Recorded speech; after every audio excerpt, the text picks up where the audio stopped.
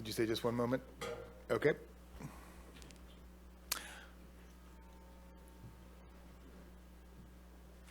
All right. Well, it is 6 o'clock, so let's get started. Hello and welcome to the November 30th, 2023 meeting of the Humboldt County Planning Commission. I'm Noah Levy. As always, I would refer anyone who wishes to watch remotely or comment, participate remotely, to look at the second page of our agenda. That spells out the various ways you can do that. If you are at a computer and are going to wish to comment on any item tonight, the best way to do that is with the Zoom link. That way you are live in real time with our meeting. You can also watch on the humboldt.legstar.com website or access Humboldt on cable. But if you are watching those feeds and you wish to call in by phone, just do it a little bit earlier than you might think, because those feeds run a little bit behind real time. And with that, I would invite you to join me with a salute to the flag. I pledge allegiance to the flag of the United States of America and to the republic for which it stands, one nation, under God, indivisible, with liberty and justice for all.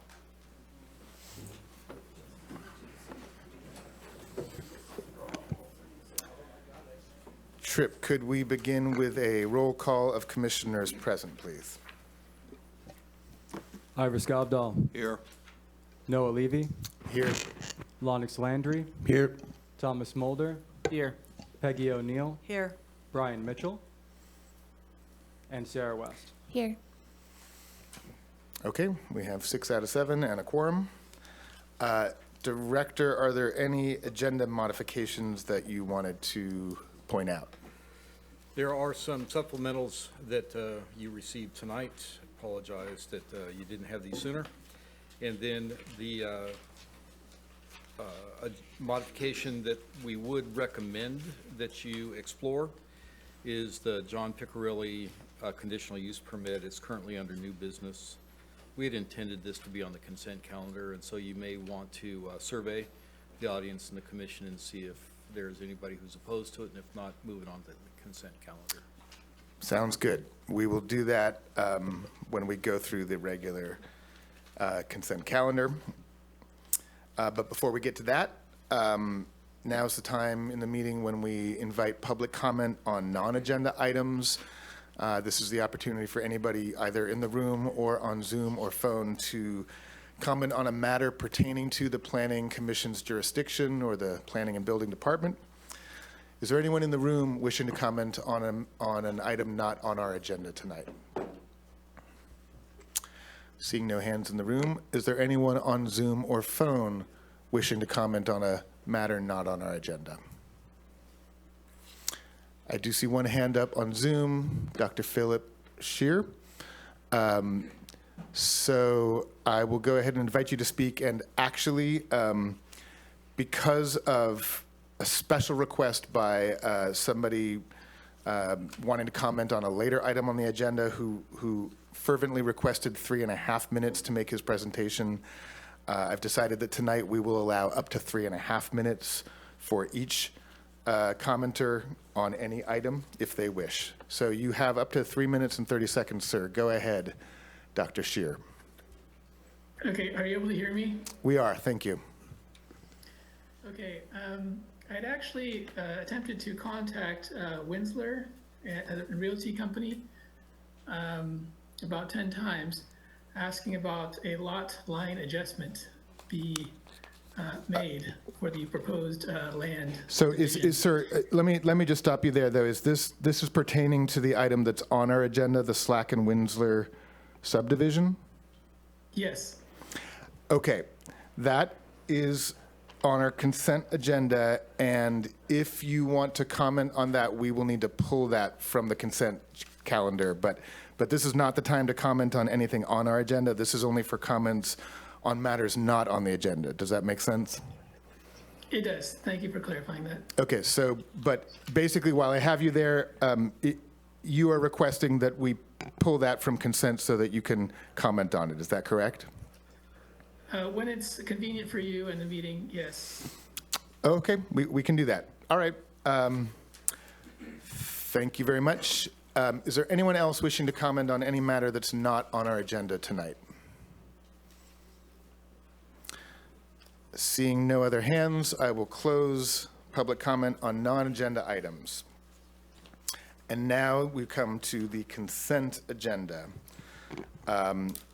where I go through each item on consent and see if there is any commissioner or anyone in the public who wishes to pull an item from the consent calendar in order to comment on it or ask questions. And as the director suggested, in addition to the ones listed here, 5 items on consent, I'm going to also ask the same question about the item listed under new business, which is John Piccirilli in the Willow Creek area, since that should have been on consent, and we'll see if that can be moved to consent. So for the first item on consent, that is VIPA Farmers conditional use permit in the Salmon Creek area. The recommendation is to continue this to a date uncertain. Are there any commissioners or members of the public wishing to comment on the continuance of this item? Okay. The second item, so that will remain on consent. The second item is Slack and Winsler. Based on the comment we already heard, that should be pulled from consent, and we can give him a chance later to make comment on that one. The third item on consent is the Slow and Steady LLC special permit in the Bridgeville area. Is there anyone, any commissioners wishing to pull this for questions or discussion? Anyone in the audience or Zoom wishing to pull this or have comment on this? Okay, seeing none, then Slow and Steady will remain on consent. The fourth item is Sanders Hurlbut lot line adjustment, zone boundary adjustment, and amended land conservation contract in the Redway area. Any commissioners wishing to pull this for discussion or comment? Anyone in the audience or on Zoom or phone wishing to comment on this item? Seeing none, then that will remain on consent. And the fifth item is North Coast Hitching Post conditional use permit extension in the Table Bluff area. This is an extension of a previously approved permit. Is there any commissioner wishing to pull this one for discussion? Anyone in the audience or on Zoom wishing to comment on North Coast Hitching Post? Okay, then seeing none, that can remain on consent. And as noted, I will also ask if there are any commissioners who would object to moving John Piccirilli cannabis project in the Willow Creek area to the consent calendar. And is there anyone in the audience or on Zoom or phone wishing to comment on the John Piccirilli project? Seeing none, then we will also move that to consent. And so with that, we just have the Slack and Winsler subdivision pulled, which unfortunately will need to go towards the end of our agenda, but we should be able to handle that quickly when we get to that point. Otherwise, we have 1, 3, 4, 5 on the consent calendar plus Piccirilli ready to move forward. I'll make a motion to approve items 1, 3, 4, and 5, as well as the John Piccirilli project in the Willow Creek area to be approved on consent. I'll second. Okay, we have a motion from Commissioner Mulder, seconded by Commissioner Skavdal. Any further discussion before we take a voice vote? All in favor, please say aye. Aye. Any opposed? Any abstain? Okay, so the consent agenda is passed unanimously. Very good. And that now brings us to the first item under old business, which is the JDS Construction Incorporated special permit in the Fieldbrook area. I do have a, it was a concerned neighbor who very much wished to make a 3.5-minute presentation on this item, and we agreed to do that. But first, we'll have a staff report, and then I'll see if the proponent, the applicant, is here and wishes to make a presentation first. Do you know if they are? I do not. Okay. Well, Mr. Yandel, go ahead and please. All right. Okay, you are. Great. Thank you. We're just going to need to have the presentation pulled up here in a second. Cliff's driving. I am. I should be sharing the screen. You All right. Good evening, Commissioners. Chair Levy, my name is Rodney Yandel. I will be presenting the JDS Construction Incorporated special permit this evening, which is located in the northern Fieldbrook area. The project location, you can see by the push pin there, is where the Fieldbrook Road is basically turning the corner and going west on and turning into Murray Road in the northern Fieldbrook area. This project is a special permit for the construction of a new 2,032 square foot, 2-story, 2-bedroom accessory dwelling unit, better known as an ADU. The special permit is required for an ADU over 1,200 square feet in size pursuant to section 314-6905-431 of Humboldt County Code. The proposed project is being brought before the commission this evening due to public comments received expressing opposition to the project. Comments received speak to the project impacting the neighbor's privacy, existing views, quality of life, potential negative impact to property values, and negative impact to the character of the community. In addition to those comments, within the comments, the neighbors expressed their desire for the applicant to build on the eastern side of the property and not on the western side of the property where the project is proposed, which I'll show later in a couple slides. We did look into that, and we found a couple things that are problematic with that proposal.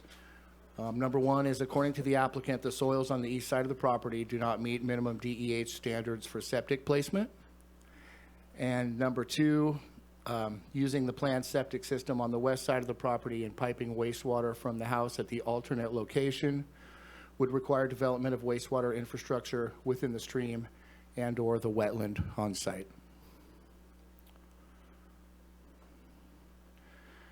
I don't have a pointer, so I'll try to be as descriptive as possible. The subject parcel is in the middle. It's 512-72002. The proposed development is shown there with the orange boxes that I've put overlaid on our GIS.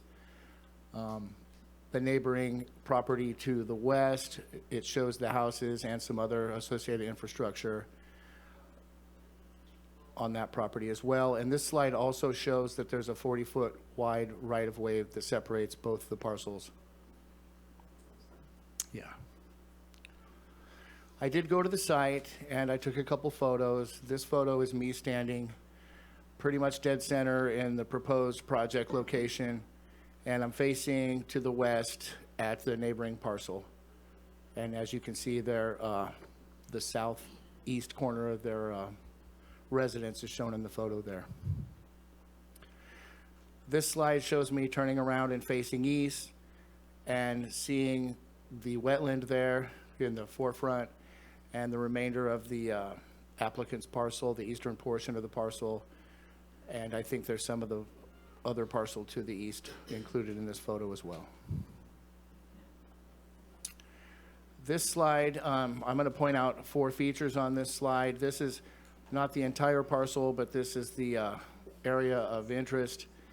You can see it's on the left side of this picture or this slide, you'll see that there's the new 2,032 square foot ADU with the associated proposed driveway that would access the ADU off Fieldbrook Road. South of the ADU, you see the septic system infrastructure with the septic tanks and the leach fields. And the blue area is the wetland and stream side management area for the stream that runs and transects the parcel from north to south. And you can see the wetland in the center of that blue area there. Staff is recommending that the commission find the project exempt from environmental review pursuant to section 15303 of the CEQA guidelines and make all the required findings for the special permit and adopt the resolution approving the JDS Construction, Inc. special permit subject to the conditions of approval. That concludes my presentation, and I'm available for any questions. Thank you, Mr. Yandell. Yeah, before, wow, that's interesting. It's always fun when something new and interesting happens. Before we open public comment and begin with giving the applicant the opportunity to speak, I just want to see if there's any questions from any commissioners on the staff report, and also if anyone had an ex parte disclosure they wish to make. Thank you, I do. I did do a drive-by before our last planning commission meeting. Didn't speak to the applicant or any of the neighbors. And I also have a question, if I might. On the map, I couldn't read the dimension from the property line down to the house, how far setback from the road this house is. It's like So you'll get your chance. You'll get your chance, please. I can't see it without my glasses.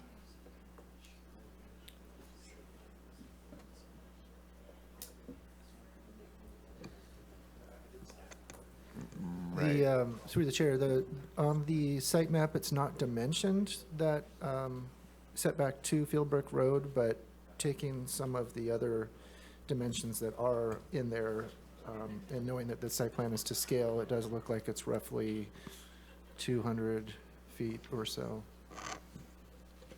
Thank you. Okay. Yes, Commissioner O'Neill.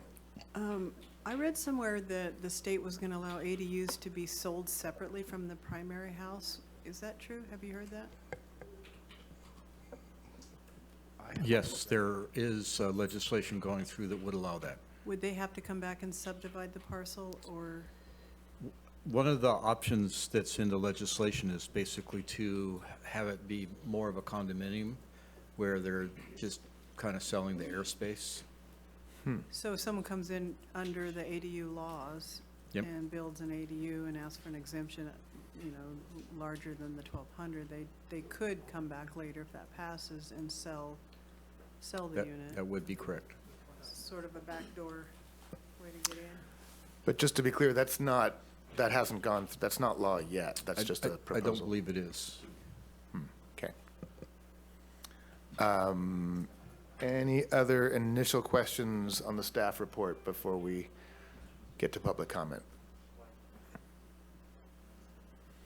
Okay, Tripp, are you ready over there? You're just making, you're checking on. No worries. I don't want to, I just don't want to move ahead until you're ready for us. Great, thank you. I'll just catch up. Okay. All right, well, then at this time, I will open public comment on this item. And as is our custom, I begin by offering the applicant the chance to speak. According to our rules, you can take up to 15 minutes. You don't need to, but we're being generous with the time for other public commenters, so that's what would be allotted for the applicant. Hi, my name is Bridget Nichols. I am part of the Ham Family Trust that I was attempting to build. Oh, I'm so sorry, my mistake. If you could just begin again, and your mic should be on now. Okay. Hi, my name is Bridget Nichols. I am part of the Han Family Trust that's attempting to build this ADU on the property. We're here with the hope of the approval for our proposal. We have diligently researched, prepared, and applied for the necessary permits, demonstrating our commitment to adhering to legal protocols and regulations. Construction of this house is not only a personal endeavor, but also a contribution to addressing the housing shortage in our area. We have explored various potential locations on our property and found the northwest corner is the most feasible and appropriate spot for the construction. Regrettably, other areas are proved unviable for building purposes. Just as much as the neighbors, we would like to have distance between ourselves as well. But we have found, and I've walked that property for the past 30 years in dry seasons and wet seasons, and I know exactly where it is swampy and marshy. So as you saw from some of the pictures before, things coming in from that east side, directional, you saw the water flows from other properties. And the hill that we're trying to build on is the same hill that our neighbors are essentially building on, where the water from that side drains into that wetland. That's part of the issue of this build, is we're trying to restrict our build to not impact negatively the wetland. There was some public comments that I felt we should address. There was concern about a sewer system in Fieldbrook being able to hold the load, I guess, but there is no sewer systems in Fieldbrook. The plan is for septic. The current primary residence on the property is to remain the residence of my parents. They are seniors, and the whole point of us building this ADU is so that we can be there to help take care of them through their end of life, and also have the opportunity to build a home that we want to live in. Especially since my father he has Alzheimer's, and so having our close proximity will help us maintain that property for the community as well as for my parents. Please know that we are sorry for any distress or discomfort our proposed construction might cause the neighbors. It's not our intention to disrupt the health and well-being of any neighbor. In regards to privacy between the closest neighbors, we have discussed installing a privacy fence. And I know that there's a lot of talk about the view that's being impeded. It's not a public view that's in question, it's the view of our property which we're trying to build on. And we are very proud of that ourselves, as it's taken us many years to clear out invasive species and do all the work that we've done to make it as nice as it is. Regarding concerns about the height of the building, as you saw from the map, there's this kind of two squares. The furthest square in the northeast side, that's the second story, so it's not going to be butted up against the property line. That will have a further setback than the other edge of the build. Our family's had a long-standing presence on this property for 3 decades, predating the construction of the neighboring homes that are both contesting this build. We aim to exercise our rightful opportunity to build on our property, just as our neighbors have done before us. Request the Commission to consider the merit of our proposal based on its legality, adherence to regulations, and its potential contribution to addressing the pressing housing shortage. We trust that the Commission will fairly evaluate our application and allow us to exercise our property rights within the confines of the law. Thank you for your consideration. Thank you very much. And just so you know, as the applicant, you will have a chance to come back up after other public comment if you wish to answer anything that was said. And we also might wish to ask you a question later on if you're okay with that. Okay, but with that, I will then move on to other public comment, other members of the audience, beginning with who's in the room, who wish to speak on this item. If you could please approach the podium. And you will be given 3 minutes and 30 seconds. Tripp, if we can set it for that. Thanks.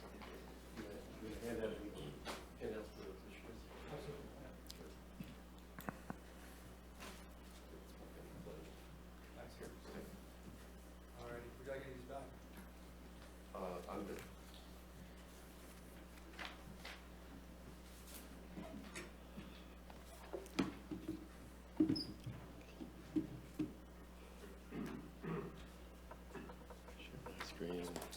Thank you.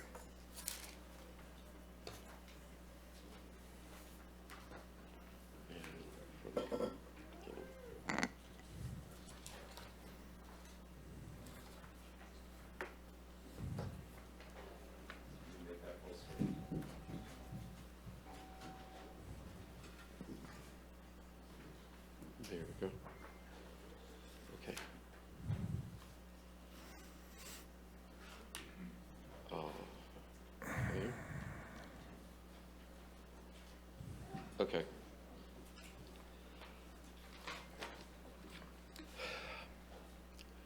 All right. My name is Patrick Boland. My wife and I live in the property just over the wire fence from where they propose to build. ADUs are supposed to be 1,200 square feet.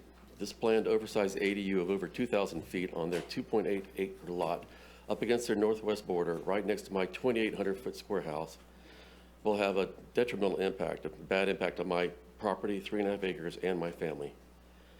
My house is snug up against the border, the setback, the boundary between the lots. If their oversized ADU goes in as planned, it will dominate and lurk like a bad cul-de-sac on the eastern viewscape from the master bedroom, from the main south yard, and as soon as you enter the gate on the west side from Old Railroad Grade Road.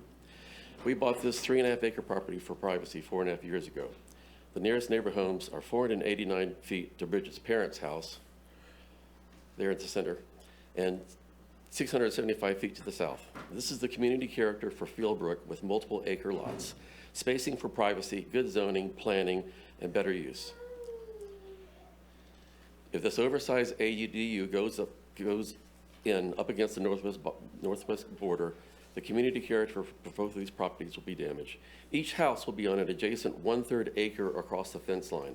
My 3.5 acre private property will be converted into a 1/3 acre effective dense suburb scenario with little privacy at the price of a 3.5 acre private property. Sight and sound privacy will be lost, as well as night darkness to look at the stars. I may not be able to sell it without a loss. Both property values will be reduced from what they could have been, and so will property taxes from the county. My wife is 74 years old, disabled with many chronic conditions. This is the view that she has that was talked about from inside of our house that brightens her days, significantly. If this ADU goes in, that's the blockage that we're going to see that you haven't seen before.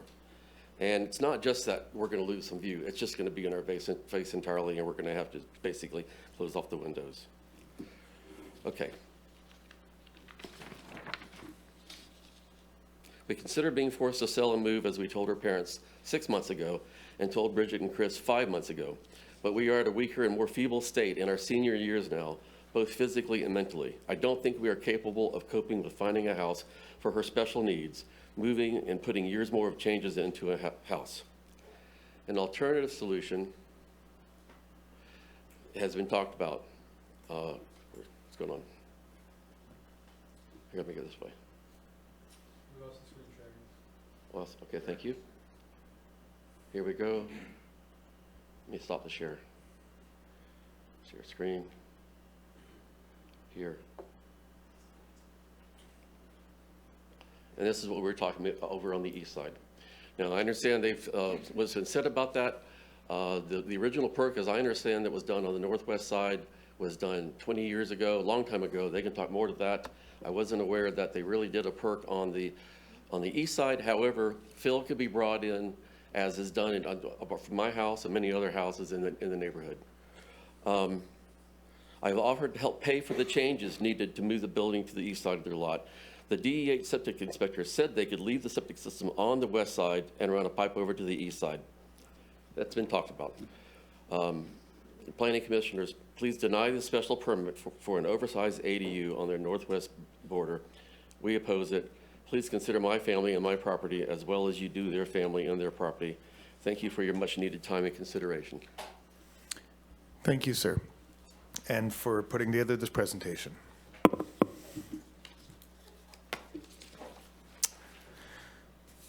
Okay. Are there others in the room wishing to comment on this item?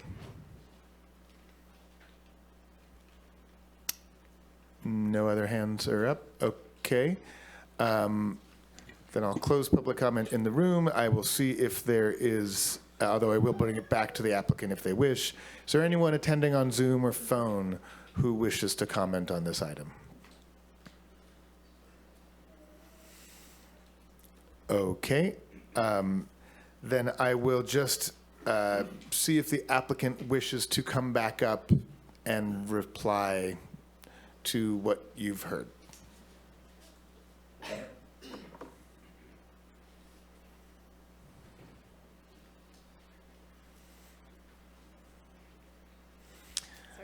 Our Yeah. protocol is to give we'll call it 3.5 minutes for a reply. My name's Dan Salinger. I'm with JDS Construction. Got So it. just some technical Sure. things. We did really pursue being on that east side. The issue is that wetlands. And to bring a pipe across that, we have only two options. Go underneath, which would require CEQA, and, I think you're all aware of what that would open up, the can of worms with that one. The other one is literally hang it and suspend it 100 feet in the air and then drop it down, which would not be something that I think would be real feasible to do. So those are the things. One of the things, I think there's a little bit of a misnomer as far as where the location and the view is. It's much less impacting than that. If you did the sizes of those pictures, you'd be almost at a 45-foot building, and we're very much under that. We're probably 23 at the top in the second story. So those are just some of the technical aspects of where the view is. And then the last aspect is if you kind of survey the community as a whole, you just go even a quarter mile to kind of the southwest, you've got homes that are 40 feet apart, 20 feet apart, 30 feet apart. They're not. This one, it would be minimum 60 feet apart. So to compare it to a subdivision is pretty tough to do. So anyways, that's some of the technical things. Thank you. And before you go, just because I don't know this as well, but the perk test being done 20 years ago only speaks to the nature that our family has had a long-term plan of hoping to develop on that site. And the fact is that, from what he was telling me, is that the soils don't often change. And literally, even in the dry years, when we go out and walk that property the past few years, and I know last year was a wet year, but even before that, in the dry years, that area is very wet and marshy, which would cause a lot of issues with moisture in our home, and I highly doubt that the place would perk as well. Yeah. That area on the northeast quadrant. Yes. Yeah, and that was confirmed by the health department that those soils are significant and still perk, where it's at now. So, Right. I have a question. Just trust me, we wanted to explore having more spacing ourselves, which I think, in Sure. speaking to where they built the house on the west side there, they're up against the road on that hill. They had 3.5 acres to build on that property, and they were crammed against the road. So it just goes to show you that you have a lot of space, but not all of it is buildable. Right. Okay. And we can consider this the end of public comment, but if you're willing, a couple of commissioners have questions for you, if you wouldn't mind staying up there. So Commissioner O'Neill? what would be the impact of moving the house back on the parcel a little bit, but staying on the same side? Yeah, that's a really good question. We butt right into that wetlands. Okay. Where we don't have any more room. We either impact the perk and sewer system, and it also actually decreases the view even more. I mean, it actually puts the house more in that direct line of view. From the neighbor's house, you're Yeah, saying? yeah, exactly. Because there's less trees screening it, or? Yeah, there's less trees, and that second story part where that picture was taken, where you can see right through, that would put it right at the second story part. So it'd be even more obstructive. Commissioner Mulder and then Commissioner Scaptel. So through the chair, I heard public comment earlier talking about you could just bring in, I think maybe I misheard it, but something about bringing in fill and to be able to build on that east side. What would that do to your cost of construction if you had to bring in fill and build on that east side?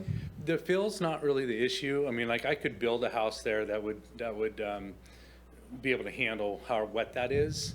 The issue is bringing the sewer to the only place that it's perkable. Thank you for And I clarifying. can't. Thank you for clarifying that part. And then a follow-up question.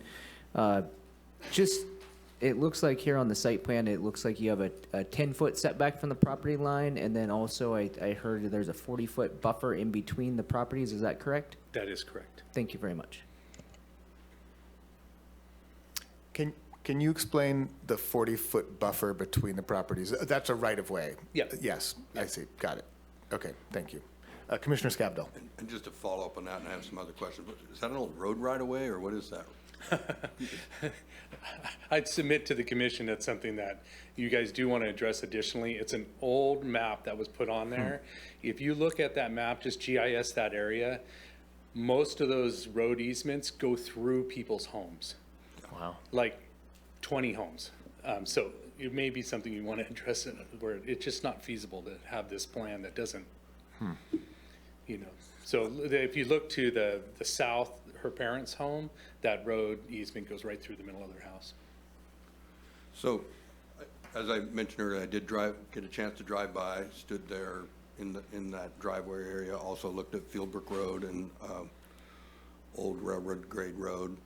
It looks like the neighbor's house is about, I would say it's probably even closer than this, but maybe 50 feet setback from Fieldbrook Road.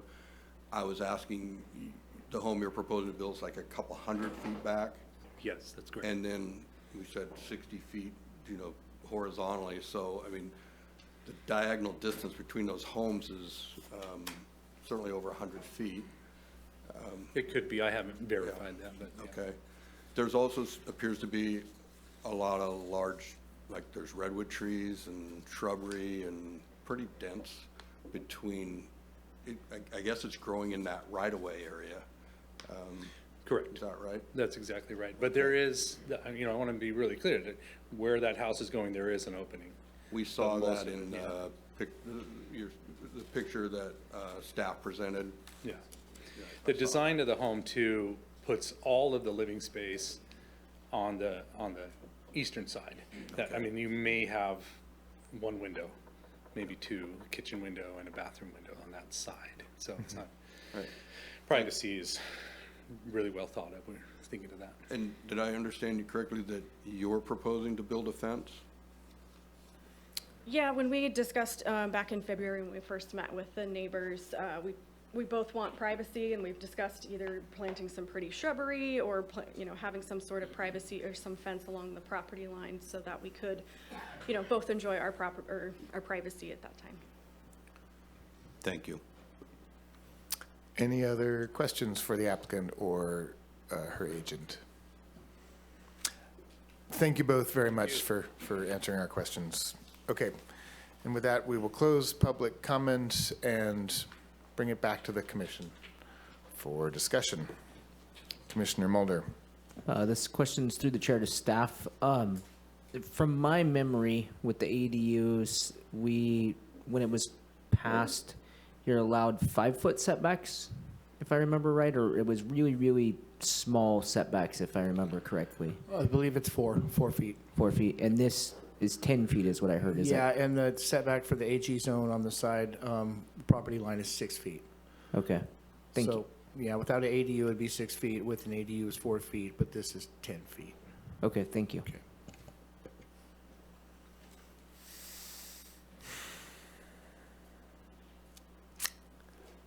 Well, other thoughts, folks?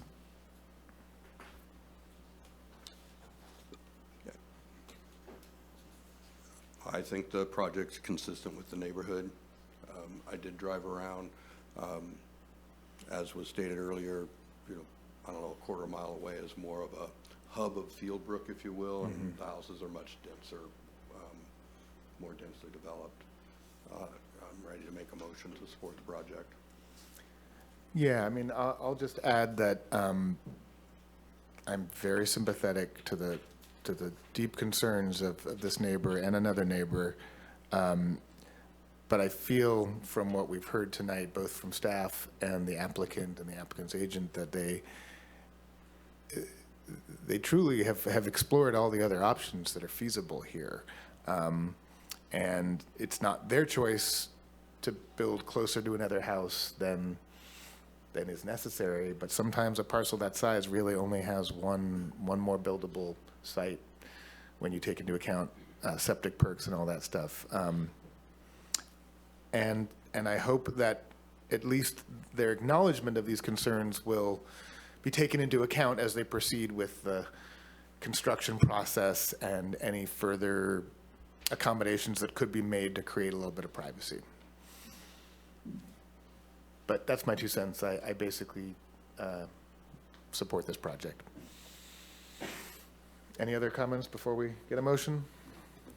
All right, I'll make a motion that the Planning Commission adopt a resolution that finds the project complies with the general plan and zoning ordinance, finds the project exempt from CEQA, and approves a special permit subject to the recommended conditions of approval as attached to the resolution. I'll second. Okay, we have a motion from Commissioner Scavdall, seconded by Commissioner Landry. Any further discussion before we vote? Then how about we take a voice vote on this one?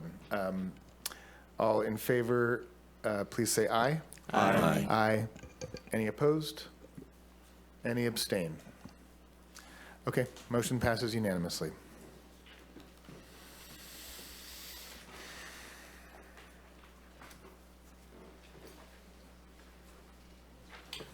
Okay, and with that, we come to second item under old business, which is the Georgy Stoyanov special permit in the Miranda area.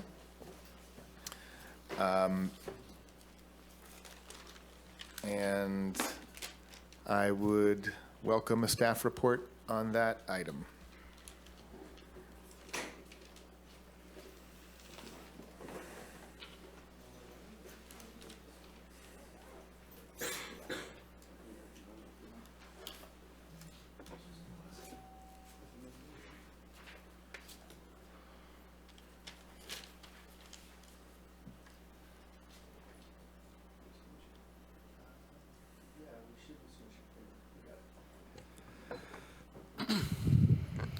Good evening. My name is Michael Holterman. I'm the assigned planner for PLN 11929-SP, the permit application for Georgy Stoyanov in the Miranda area.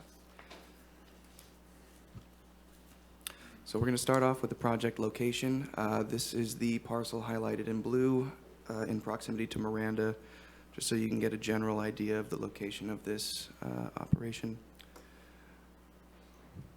Moving forward, a project overview. The application is for 9,975 square feet of outdoor light deprivation, with 980 square feet of nursery space within one of the existing greenhouses. Processing activities include drying, curing, and trimming in an accessory structure pursuant to Department Policy Statement 21-02. The water source is a permitted well, and the applicant has proposed to increase rainwater catchment storage as a supplemental water source. The applicant has submitted a well evaluation prepared by Pacific Watershed Associates senior geologist in 2020. The expected water use is 132,000 gallons annually, which comes out to about 13.23 gallons per square foot per year. Currently, there are 6,300 gallons of water storage in hard tanks on site, and the applicant is proposing to bring in another 20,000 gallons of rainwater catchment tanks.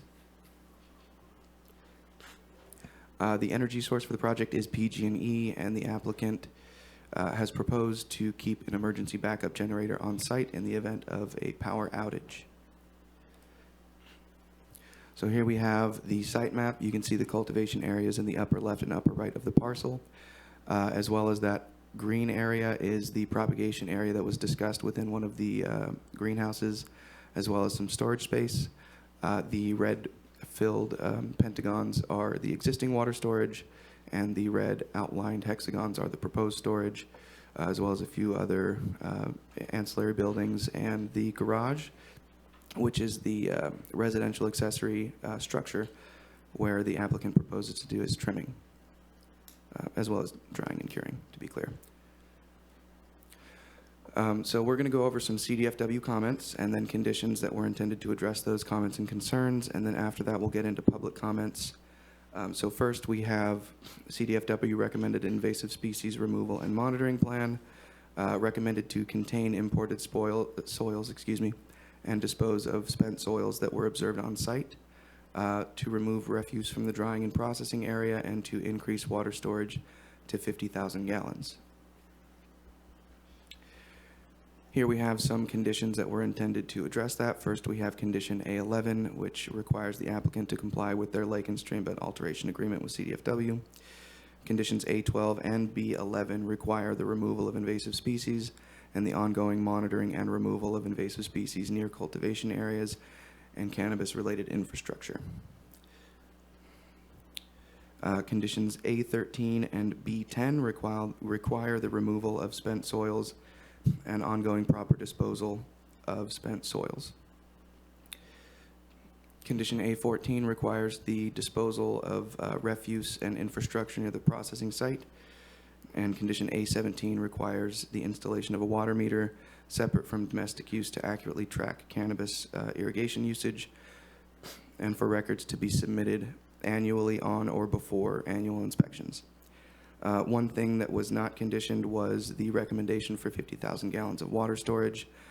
Given that the well produces at 20 gallons per minute, it seems to be a relatively high yield well. And the fact that the applicant has already proposed increased water storage when it's not required by the ordinance, the additional water storage doesn't appear to be necessary. So moving on, we'll go to the public comments and concerns, and these tried to summarize as best we could. So the first concern was related to traffic on a shared single-lane driveway, as well as there were concerns that the greenhouses were built at the top of a historic landslide and that the hill slope was shifting, as well as a general concern in the reduction of water resources and ongoing light pollution. So here we have the access road that is utilized by the applicant per their application materials. The properties owned by the commenters are in a different area that appears to use a different access road. So it doesn't appear that this is utilized by the public commenters. And then we have, regarding landslides, a GIS layer that shows historic landslides, and there do not appear to be any mapped landslides, either downslope of the cultivation areas or on the property in general. And a review of aerial imagery from 2005 to 2022 did not seem to indicate any significant movement in the hill slope. So the other concerns were light pollution issues. The applicant alleges that he has no lights in his greenhouses, which does conform with his permit application, which is for light deprivation. The only area that he would be using lights would be in the nursery space in that section of the existing greenhouse. Condition B2 requires that he adhere to dark sky standards. And the applicant believes that the light pollution may be coming from light fixtures on the residence. So he has since installed light shielding for the lights on the residence, and he believes that has taken care of the issue. Regarding the reduction of water resources, the well does not appear to be near any of the neighbors' wells. The nearest neighbor's well, as far as we can tell, is around 700 feet.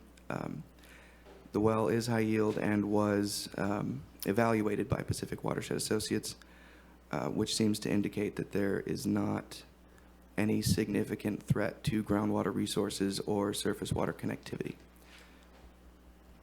So moving forward from the public comment, we have staff recommendation, which is that the commission consider the mitigated negative declaration for the CMMLUO and the project-specific addendum prepared for the Georgi Stoyanov permit application, make all the required findings of approval for the special permit, and approve that project as conditioned.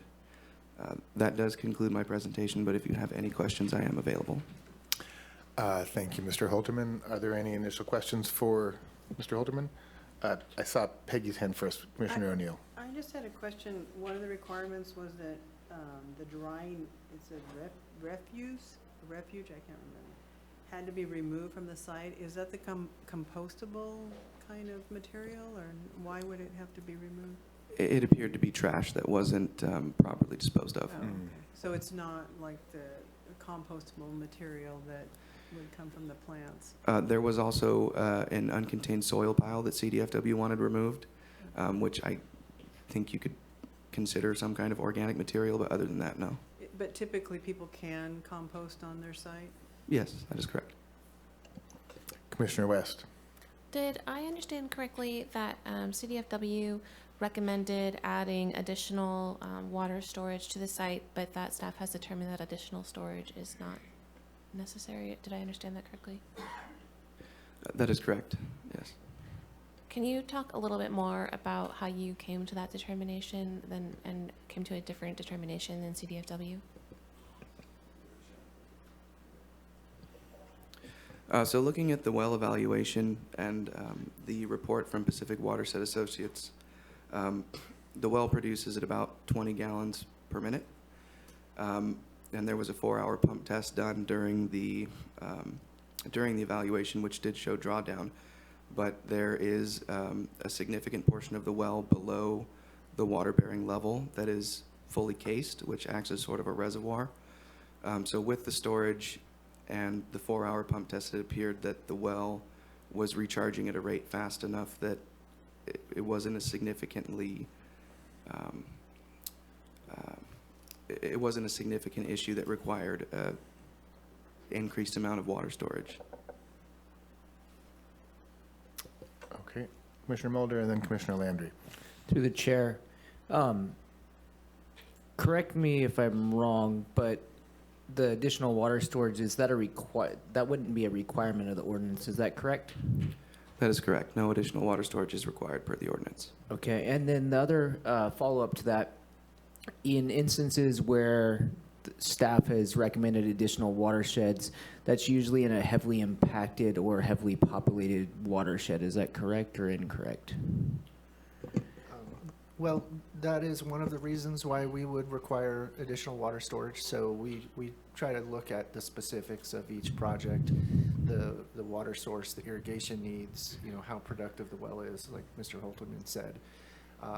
And, keeping in mind that the ordinance does allow for the county to reduce their cultivation area if we find that they do not have available water. So we haven't necessarily been requiring all of the water storage that CDFW recommends in every instance. We take it on a case-by-case basis. Thank you for that. And I will just add, and I know that the commission knows this, but absolutely it's within your purview to require that water storage that CDFW is recommending if you choose to do so. Thank you. Commissioner Landry. Through the chair, I'm curious to the quality of that water in the well. And my understanding is some of those sensitivities come around, and correct me if I'm wrong too. But my understanding is that often there is other sulfur or other things associated with the water quality that growers would prefer not to utilize, and sometimes that leads for people who make decisions to draw from the creeks and things around. And I feel like that's where some of those sensitivities may come from. So I'm wondering if we have any idea regarding the quality of that source. I do not believe that we have any water quality testing that have been done for this. And through the chair, I would feel a lot better about all of our decision makings when it comes to well use and wells being the answer to our water needs, if that was part of our determination and our looking at. So. Okay. Commissioner Mulder. Through the chair to staff, I hear fellow commissioners' concerns, but is anything in our ordinance have to do with water quality, or does it have to do with water use? Within the cannabis ordinance, there is nothing about water quality. Thank you for that. For irrigation purposes. That's what I thought. Thank you. I have a question. Commissioner O'Neill. So, if he doesn't have enough water, he's going to have to increase his storage anyway, so you're not going to go without water. But in the permit, would he have to come back to have, let's say he decides he wants 50,000 gallons because now it makes sense, his well's not keeping up, or something changes geologically in his well. Does he have to come back to the planning department to get a new or modified permit to increase to 50,000, or can it be approved in this permit that he can have up to 50, but he's not required to? We would typically want to see that they submit a revised site plan that shows that, and we would process what we refer to as a substantial conformance permit, just so that we have a note in our records. But obviously, we would support additional water storage if they came in, and they would not need to go back through any sort of discretionary process. Okay, good question. Any other questions for staff at this time? We will, of course, come back to that, but I want to get to public comment if we've had our first initial questions answered. So yeah, let's move to public comment. Is the applicant or the applicant's agent present? I see a hand that just went up on Zoom, Margro Advisors, so I believe that is the applicant's agent. So you go ahead, and you may have up to 15 minutes if you need it to present on behalf of the applicant. Thank you, commissioners. This is Kelly with Margaret Advisors. We're tag teaming a little bit today as I'm working remotely. My colleague is on the phone with the applicant and can respond to questions later if necessary. A couple of things to mention. The well has been very productive. It is used for both irrigation and domestic use, so the water is perfectly fine. It is a strong producing well. It has been listed as being hydrologically disconnected based on the assessment that was provided to the commission. We, just as advocates for sustainable farming, we encourage our clients to install rain catchment as a supplemental water source just for drought resilience. And Mr. Stoyanov has agreed to do that and to work to gain additional water storage just as an improvement in making his farm a more sustainable place, and to also be more supportive of concerns that neighbors may have had regarding water storage. But it's not something that we believe needs to be mandated. It is definitely something that he will continue to support just to have a more sustainable farm. With regard to the CDFW concerns, I'm a little surprised to see these in the conditions of approval, because we did provide CDFW with the response following the inspection that showed the cleanup of the trash, the soil piles, removal of invasive species, as well as erosion control. Those photos and that report was given to the planning department, so I don't know if Mr. Holderman has that and wants to show it. We also showed photos of dark sky standard lighting that was installed outside of the residence, that the lights were raised as a concern by neighbors, and so Mr. Stoyanov went ahead and did the installation of that. He is doing light deprivation on site, and so the light deprivation tarps will meet dark sky standards. So we don't believe that there'll be any light leakage for the nursery during the cultivation season. And so if there are any questions from the commissions, I will do my best to answer them. If there's questions directly for the applicant, my colleague Suzanne can also raise her hand and respond on his behalf as well. Okay. Well, I want to give the opportunity for any other public comment, but then let's come back. If you're willing to answer any questions that we may have, I'd appreciate it if you remain on the line, Kelly. Absolutely. Thank you. Thank you. So is there anyone else in the room wishing to comment on this item? And is there anyone else on Zoom or phone wishing to comment on this item? I do see one hand has just gone up. That is public 7108. You can have 3.5 minutes. Go ahead, please.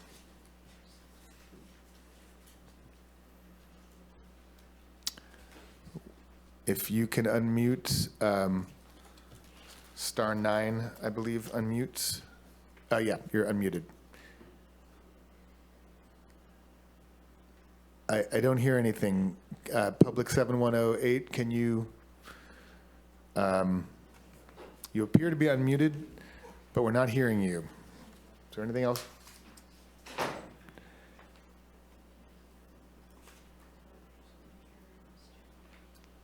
She's unmuted, we should be hearing her. She's unmuted. Public 7108. Want to try again? We weren't able to hear anything.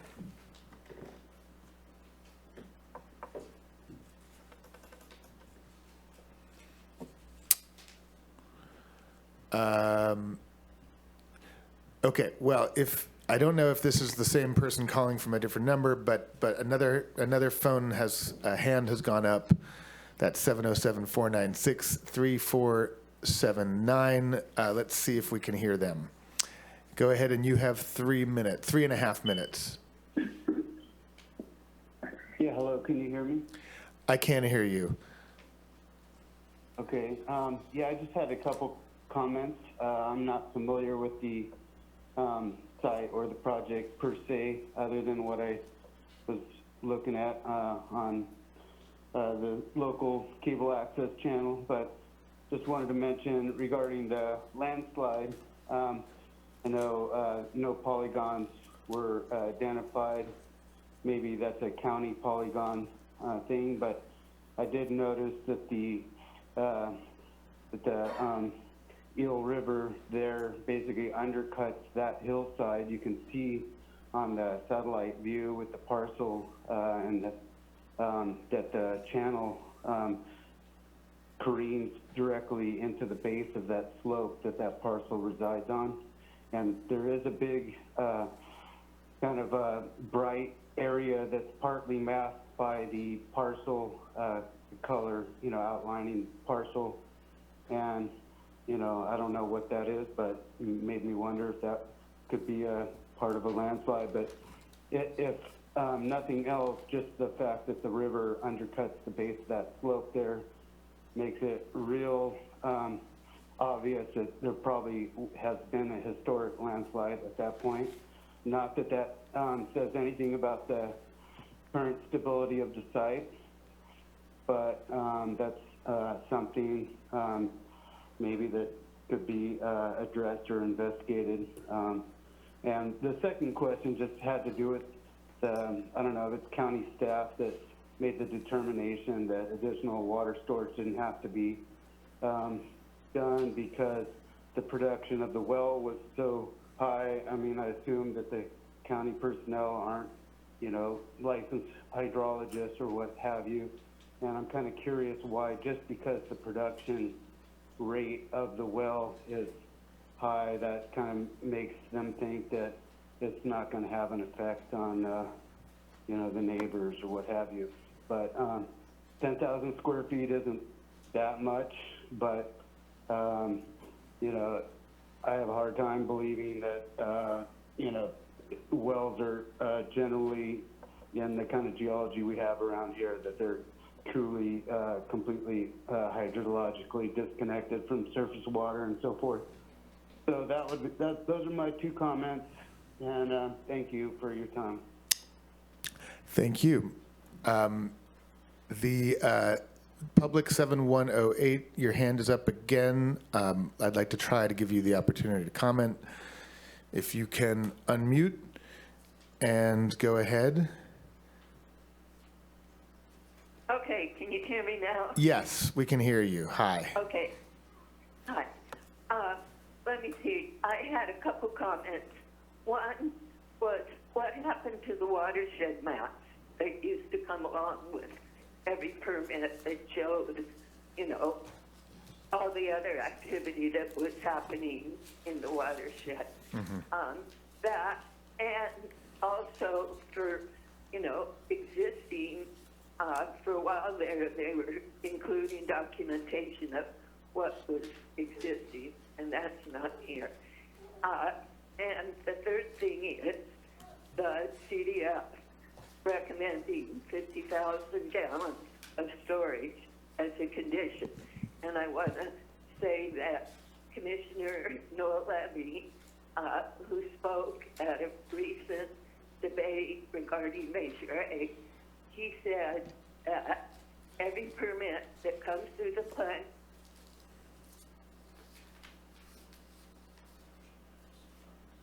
Department of Fish and Wildlife, State Water Resource Control Board, the Regional Water Quality Board, and CAL FIRE.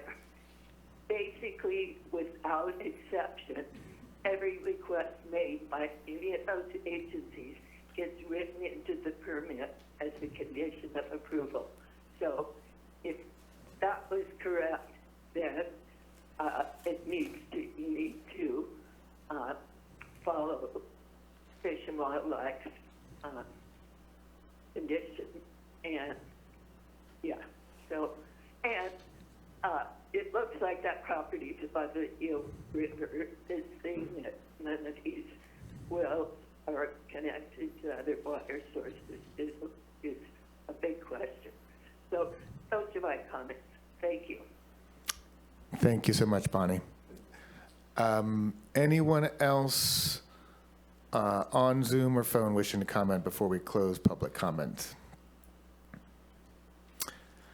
Okay, seeing no other hands, I will close public comment, bring it back to the commission. However, Margot Advisors is available if we do have follow-up questions for her or the applicant.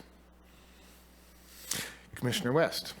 I have a question for the applicant. I heard her mention that the applicant was willing to put in water, I believe, if I'm understanding correctly, she said that the applicant was willing to put in water storage but did not want to see it mandated as a condition of approval. And I was curious if that is the correct understanding of what she said, if she could elaborate on why the applicant would agree to it but not be comfortable with it being a condition of approval.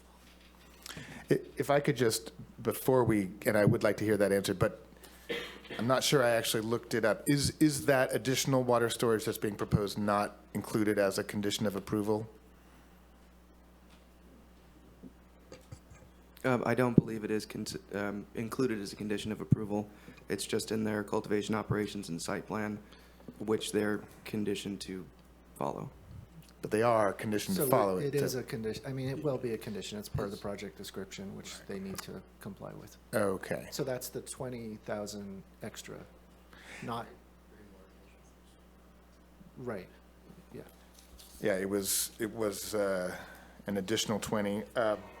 Would that normally be listed separately as a condition of approval, or it's just if it's in the operations plan, that's the required? Yeah. Correct. If it's in Okay. the operations plan, if it's on the site plan, if it is part of the project description that the commission approves, that is essentially a condition that Right. needs to be followed. So that additional 20,000 gallons of storage, it's not optional. That's being required. Correct. Yeah, okay.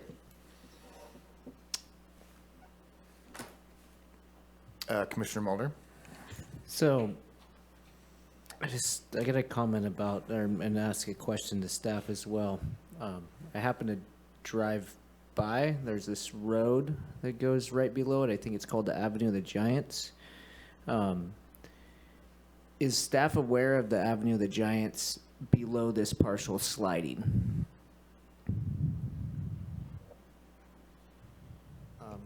We are not aware of that. That is not, so Avenue of the Giants below that, the area below the road, we would not necessarily be aware of that, but absolutely, we have no knowledge of that.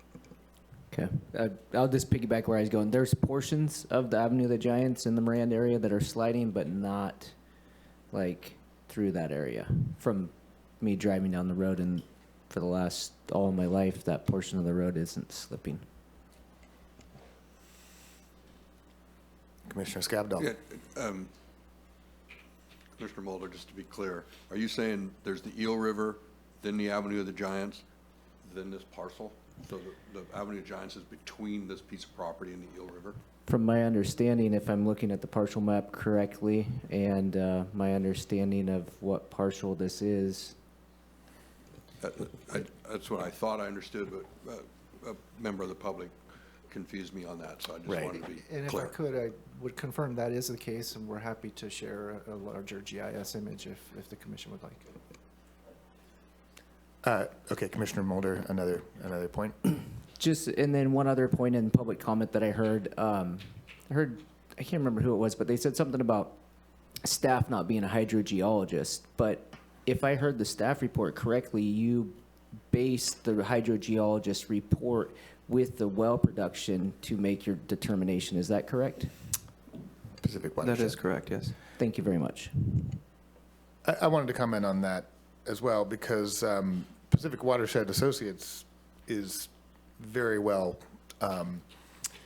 respected in both hydrology and geology. I actually don't know that I can remember another time when we had a PWA hydrogeology report. It'd be great if they were willing to do that more often. I know this was from several years ago. But I mean, for my own part, that that counts for quite a bit. I do just want to acknowledge the comment that Bonnie made as well, quoting something that I said a few weeks back at a discussion about Measure A. And she quoted me absolutely correctly. I think I said, basically without exception, those conditions requested by those agencies are written into the conditions of approval.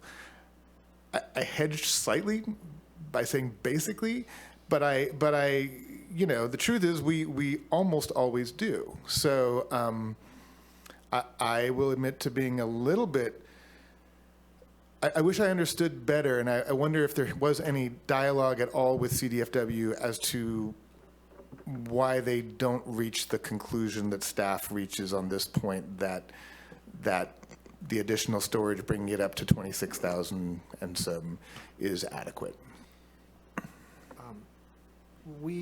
I don't believe we had that conversation on this particular project, but that's an ongoing conversation that we're having with Fish and Wildlife, and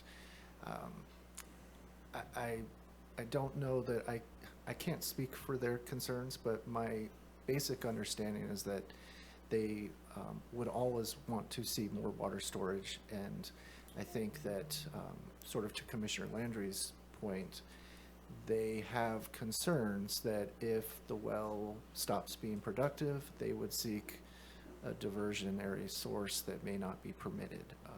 We take a slightly different approach, which is that we do not assume that they will violate their conditions of approval, and we do have the ability under the ordinance to reduce their cultivation area. We're also working on a ordinance amendment that would allow the county to suspend cannabis permits if we have any reason to believe that. So given all of that, we try to use our best judgment as to how much water storage we think may be necessary.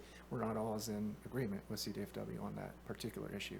And I will just add that I think on almost all other issues, it is probably fair to say that we do capture CDFW's conditions into ours.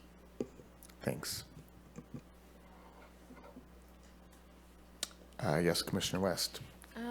I will say that I'm in conflict here where we have a great report in front of us, and I am not an environmental scientist, nor am I a hydrologist, and so I'm relying on opinion, and we seem to have a little bit of conflicting opinion, and I am uncomfortable with that, and I do lean towards favoring what CDFW requests for water storage as a condition of approval. Yes, Commissioner Scavdell.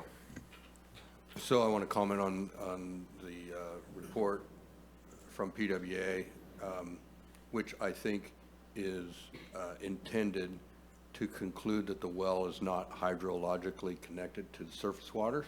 Right. But I don't believe that report was intended to determine the production rate of the well. In fact, I think it's pretty specific that it doesn't do that. So the report recommends the well not be overpumped.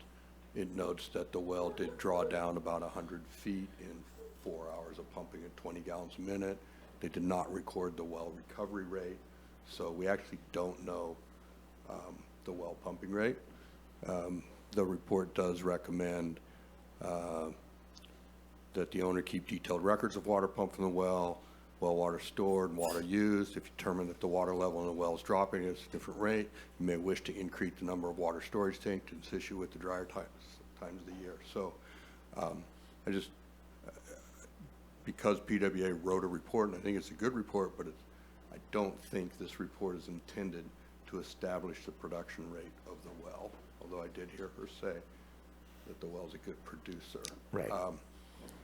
So I'm not opposed to requiring the applicant to either have additional water storage per the recommendation of CDFW or add rainwater catchment. Commissioner Mulder. So I wouldn't think this is the first project from my memory that CDFW has requested an amount of water storage and then county staff doesn't meet them at the exact number. The way that I'm reading this, and I want to be corrected if I'm wrong, is staff via the applicant's proposal is looking at adding 20,000 gallons of water storage, whereas CDFW is asking for 50, so it's almost meeting them in the middle. And I'm not feeling that there isn't enough evidence here to support adding a condition that's outside of the ordinance, in my opinion. There was a project earlier today that was in a really impacted watershed that there was substantial evidence as why it needed 100% water storage, whereas I'm not finding the evidence here. So I'm not saying no to the water storage, but I don't see the evidence to make the findings to require that condition. And I would hate to make a requirement and not have the findings to back that in the event that it could be, I can't think of the name of it, but basically appealed. That's just my opinion. I'm kind of very big on sticking with the ordinance, and if you're going to impose conditions outside of the ordinance, that there's good, strong basis for those findings, and I'm not seeing them.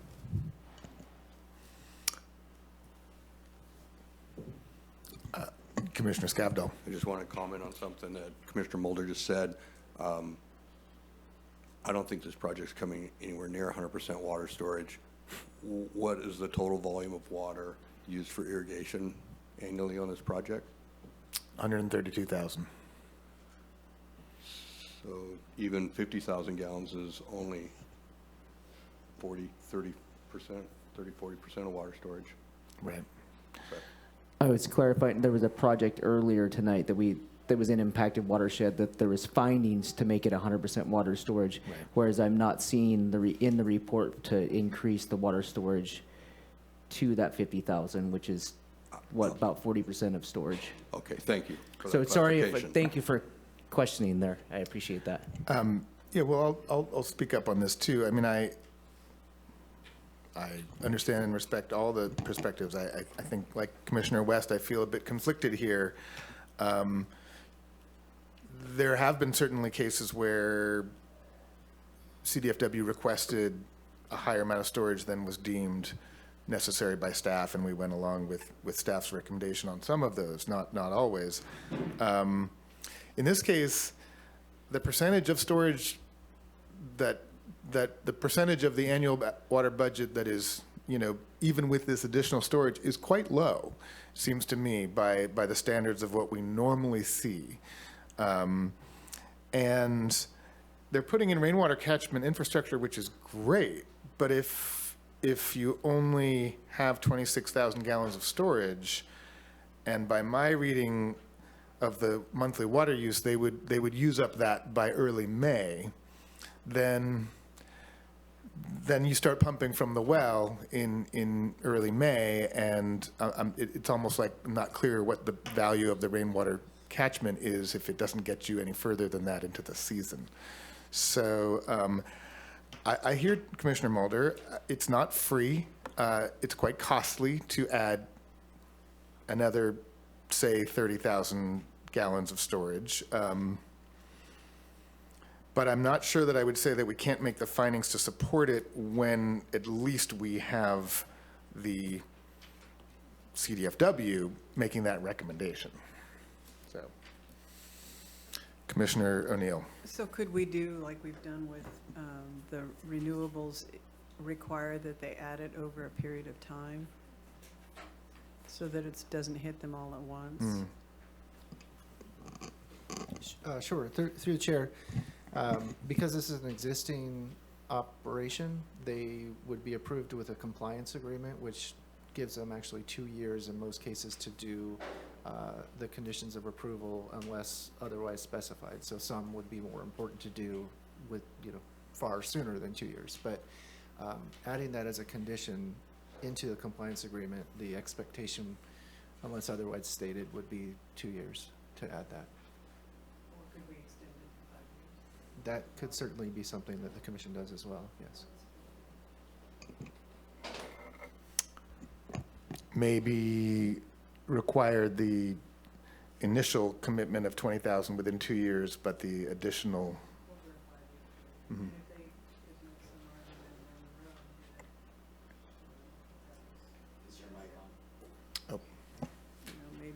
be reconsideration. I don't know if that's even an option, but I think we should encourage more storage. I mean, even if you have a good producing well, there's no guarantee that it will continue to produce.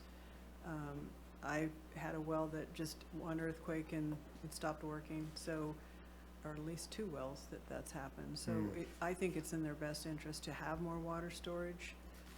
It's everyone's best interest, but, you know, the business itself. But if it's gonna create an economic burden, then, you know, maybe they can extend it. Maybe there's the grant funds that other businesses have been able to obtain. So giving them 5 years like we've done with the renewables. Commissioner Mulder? Was brought up, so this is a little bit off topic, but it was just brought up about grant funds through the chair to staff. I was hearing recently that the round 2 of grant funds is held up for a substantial amount of time. Is that correct or incorrect? So the Department of Cannabis Control is being audited relative to that grant program. And one of the things that they've looked at with respect to our program is we allowed a certain number of the grants to go to people with annual licenses. Not many. I mean, most of them went to provisional licenses. But because of that, the round 2 grant monies are not forthcoming. It's unlikely that we'll get grant money to do the water analysis that we had projected. And they have also instructed that we cannot issue any funds to anybody who has an annual license. So, thank you for that. Just to piggyback, so it would be challenging for us to use the basis that they can apply for grant funds if we know that there's a challenge with grant funds at the current moment. Is that? All of the money that we had, the whole $18 million, was really accounted for. There was no more money unless, and I don't know if this applicant was in that allotment or not. But certainly if they were, they could have used the money to put in rainwater catchment. That would have been awesome. But if they're not already in it, there's no way they're going to get in it. Thank you for that.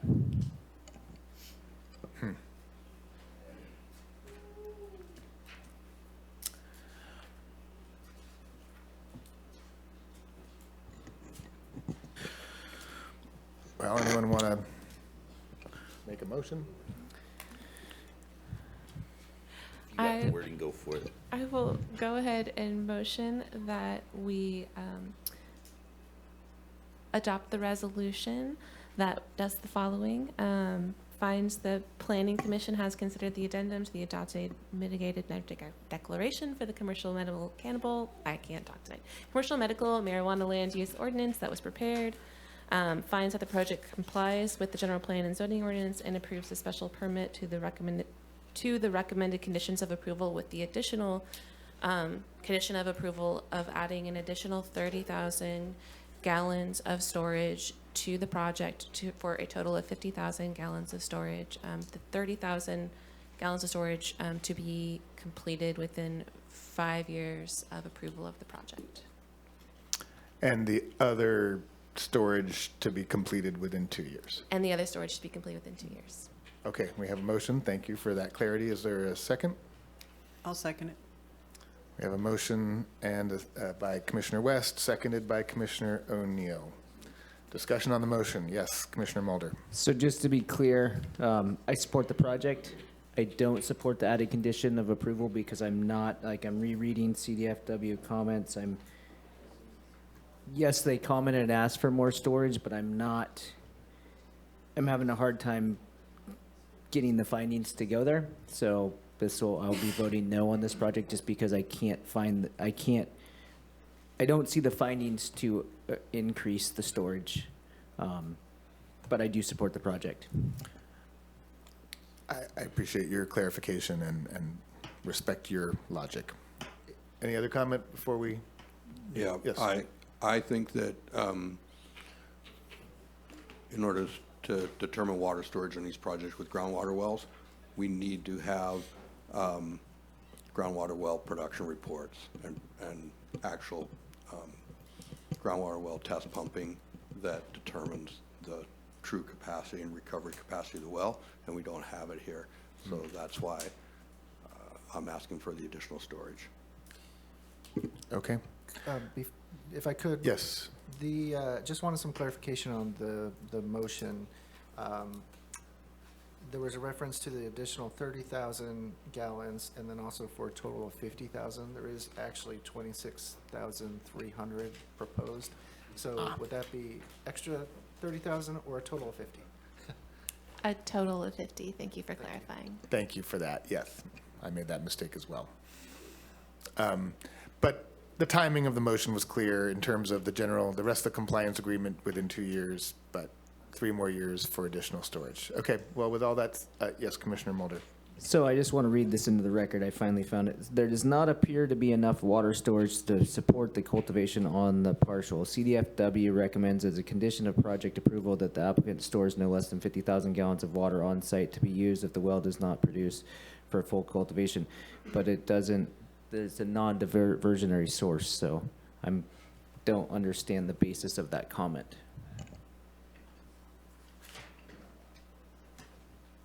But I'm not opposed to you doing a voice vote, and it'll go 5-1. Okay, sure. All right, well, then we have a motion and a second. Why don't we go ahead and have a voice vote? All in favor of the motion, please say aye. Aye. Aye. All opposed? I oppose. Any abstain? Okay, we have a motion that passes by 5-1. Thank you all for the discussion. And with that, we come to 7:30. Let's take a 10-minute break and then come back at, 7:27. So 7:37 by your clock, by your watch, by your phone, I mean. Ready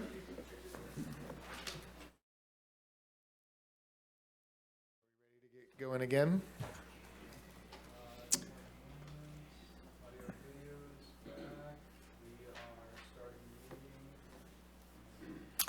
Thank you, Tripp.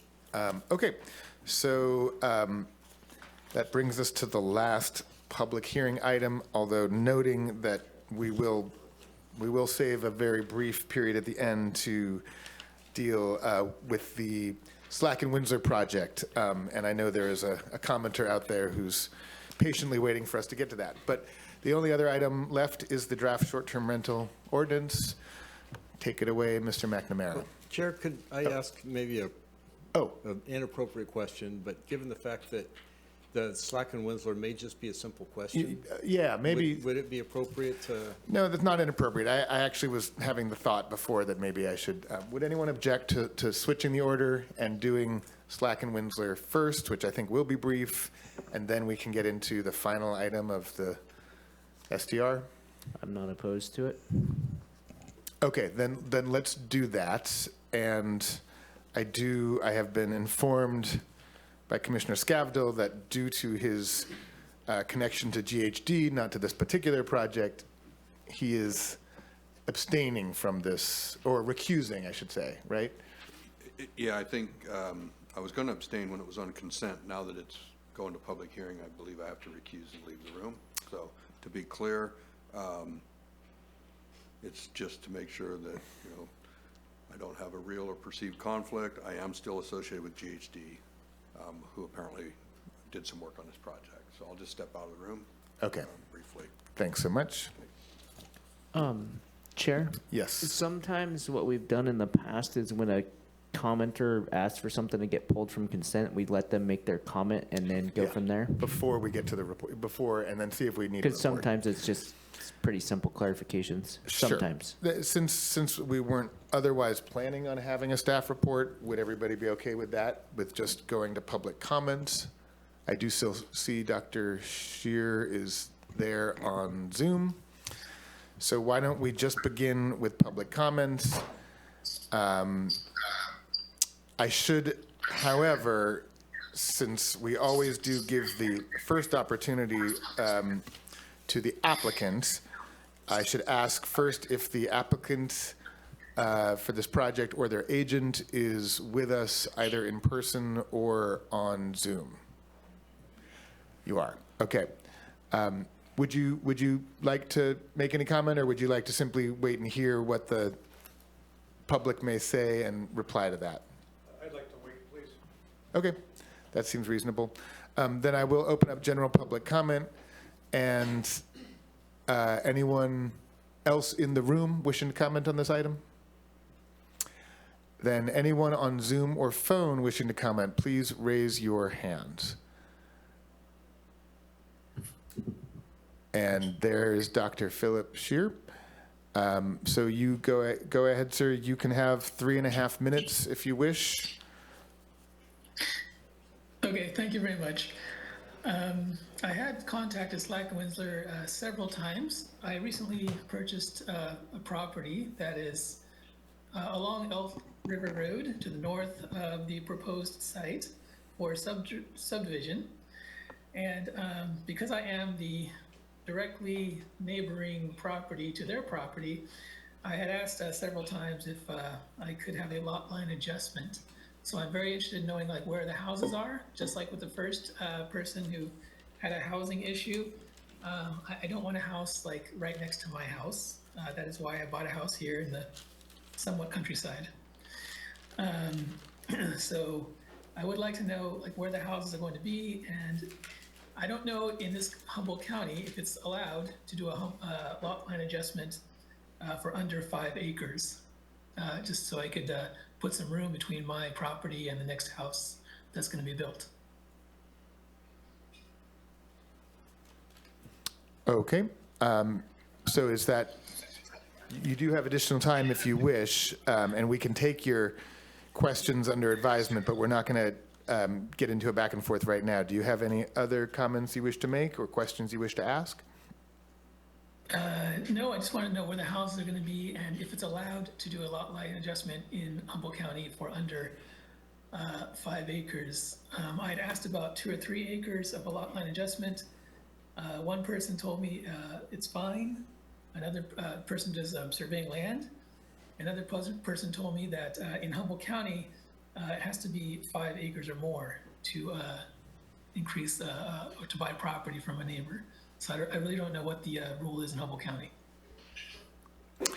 Okay, thank you. That's why my requests have been ignored, I guess. Well, I appreciate your patience, and thanks for your comment and question. Thank you. Is there anyone else on Zoom wishing to comment or ask a question? Not seeing any hands up. I will close public comment, but I will allow the applicant's agent to speak if you would wish to respond to that commenter or anything else you wish to explain about the project. Thank you, Chairman. My name is Mike O'Hearn. I'm a land surveyor with Kelly O'Hearn Associates, and I'm the agent for this project. In your packet, the tentative subdivision map is included, and the building sites are shown on the map. I believe that the neighbor who called owns the Shirley Banks property. I believe, I don't see his name on the map, so I'm thinking it's a new purchase from the Shirley Banks property. And if that's correct, the building sites are, I would say, at least 500 feet away from his property. And so, and I hope that he has the tentative map, but if not, perhaps staff could show that on the screen and he could see that. Sure, yeah, why not bring that up? I'm glad you pointed out that that map is available, though, in the online documentation associated with this project. But yes, staff is now displaying this. Mr. Hearn, can you point to which parcel or where that parcel you think may be the? If I could just to interject. Okay. We do have, I think Mr. Hearn is correct. The it's probably a new transfer, but RGIS does show that it's that small parcel just to the north, where you can kind of see the outline of the property sort of jogs. So it would be directly north of the north Correct. line of Lot 1. North of, oh, you think it's that parcel there? Okay. By the way, it seems that the Zoom commenter is still unmuted. If you could, I don't seem to have the power to do that. There we go. Thank you. Okay, that's clarifying. Other than Thank you very much. I'll answer any questions. Yeah, while we have you, are there any questions for Mr. O'Hearn? Through the chair, I see that you're at the subdivision map. Is it, you as a land surveyor, is it uncommon for a property owner not to respond to someone trying to purchase land from them via a lot line adjustment?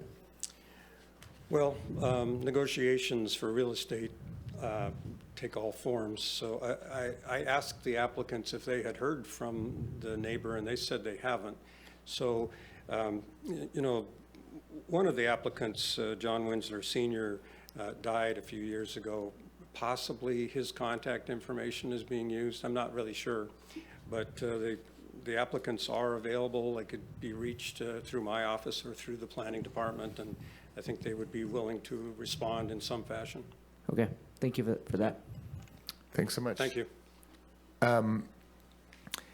And just since we're having this discussion, can you clarify that I don't believe there's any prohibition against doing much, much smaller lot line adjustments between neighbors who agree to that, correct? Correct. There is no prohibition on that. I think what that's stemming from is that the minimum parcel size in this area is 5 acres. Now, that parcel is not 5 acres, so it's substandard, it's non-conforming. We would not prevent them from increasing their size and thereby becoming less non-conforming. So that is certainly an option. And just to add to that, I don't see any reason why approval of this subdivision tonight would preclude a potential lot line adjustment in the future. Great, very good. Commissioner Mulder. And then through the chair to staff, a project or a subdivision wouldn't be subject to not being approved if the applicant is even unwilling to sell a portion or lot line a portion of their property to a neighbor. Is that correct? That's correct. That's not, that has nothing to do with the required findings for approval. Okay, thank you. Okay, any other questions for staff? I don't think we need a full report, but that was illuminating. I'm ready to make a motion. Please do. I'd adopt the resolution, which does the following: find that the project is consistent with the development density and policies established by an existing community plan and general plan for which an EIR was certified, and that no additional environmental review is required per section 15183 Estate Secret Guidelines, and make all the required findings for approval of the final map subdivision, and approve the Slack and Winsler major subdivision subject to the recommended conditions. I'll second that. We have a motion by Commissioner Mulder, seconded by Commissioner O'Neill. Any further discussion? If not, let's have a voice vote. All in favor, please say aye. Aye. Aye. I'm going to walk outside to get. Okay. So we have unanimous approval of the Winsler and Slack project as recommended. Thank you. Or Slack and Winsler.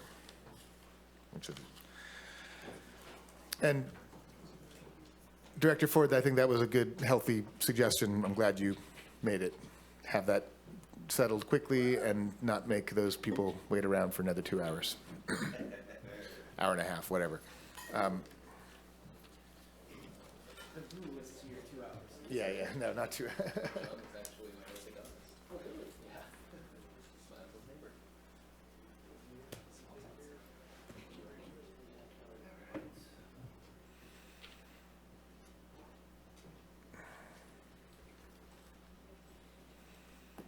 Okay. Well, that sure cleared the room. Except for Andy over there. We see you.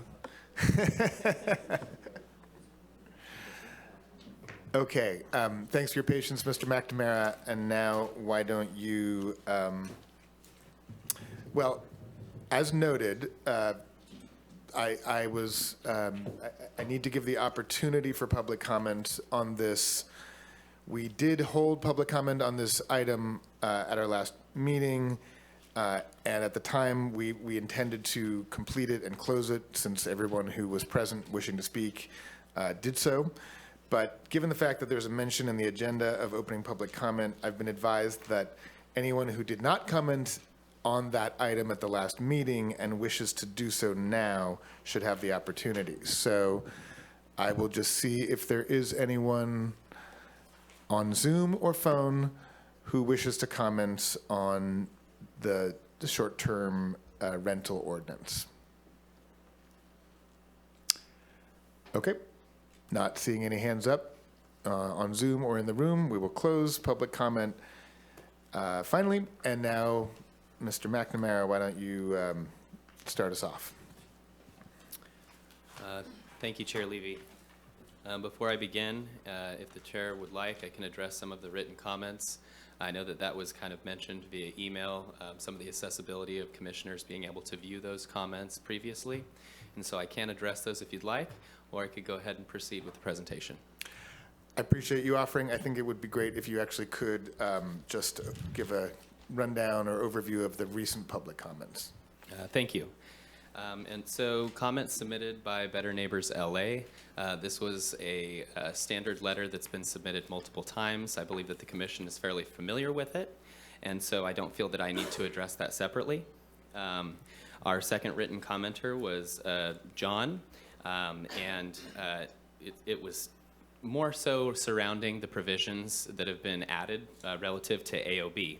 And so to answer some questions raised in this comment, yes, you would still have standard fees associated with your short-term rental permit, your special permit that you would have to apply for if you did apply and have an AOB, and you would have to submit a application for a standard building permit concurrently with that. This would be processed the same way that any permit would be processed. There would not be a lesser fee amount, and in terms of whether or not this would hold your space in line for the cap, submittal and compliance with those application materials would hold your place in line applicable to the cap if your property is subject to that. On addressing Jonna Kitchen's letter, there was a comment that the October 26, 2023 date was arbitrary and added by staff, and that is not correct. That was actually added as a request of this decision-making body, and so I want to make that very clear. And then there was also concerns about whether or not somebody who has a short-term rental is able to actually find out who is in that 300 feet between their residence and neighboring residences. And the county's GIS actually is very user-friendly, and if anybody has any kind of questions or needs assistance with that, staff is standing by and ready to help, eager to help. And then there was also a comment made saying that, it should really be the county's responsibility to notify these people and ensure that good neighbor guides get handed out to surrounding property owners. The way that this is structured currently is that this is intended to be an administrative permit. And so if we were to go ahead and do that, that would substantially increase the cost of the permit and the time for processing the permit, which we don't believe is the intent of this ordinance or the basis of the comments and testimony that we received from the public and deliberations of this commission. And then last but not least, there was a request to understand what good standing is for a short-term rental. And our understanding is that it's going to be a short-term rental that doesn't have any active complaints with code enforcement and no violations. And then there was also the comment of the cost of the permit. Director Ford has put together an amended fee schedule, and I'll let him answer that question. Yeah, we put forward the fee schedule. It hasn't been adopted by the board yet, but it is expected to be after the first of the year. And we put down 1 hour of loaded staff time, which is $165 an hour. So it'd be $165 for the permit. Okay, Great, thanks. And last but not least, one more thing. There was a request that the Planning and Building Department put together a example Good Neighbor Guide for folks, including all of the requirements of that Good Neighbor Guide. And we do believe that that would be a good resource for the community. Absolutely, and others have suggested that as well. I think that makes a lot of sense. So it is the staff's intention to do that.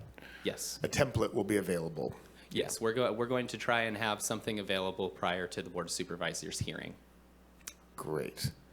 And just to be clear, if somebody is having trouble figuring out which of their surrounding neighbors or properties are within the radius that they need to notify, they can call staff and get help with that, answering that question. Yes, myself and others would be happy to help. Okay. Thank you so much. Thank you. Any other follow-up questions on that, or should we then let him get to his main presentation? Okay, well, thank you. Alrighty, so I'm going to continue operating as we have the previous meetings and go ahead and roll through the ordinance. So the text highlights are the additions, and if it's all right with this commission, we're going to go ahead and push through to the beginning of these additions for discussion.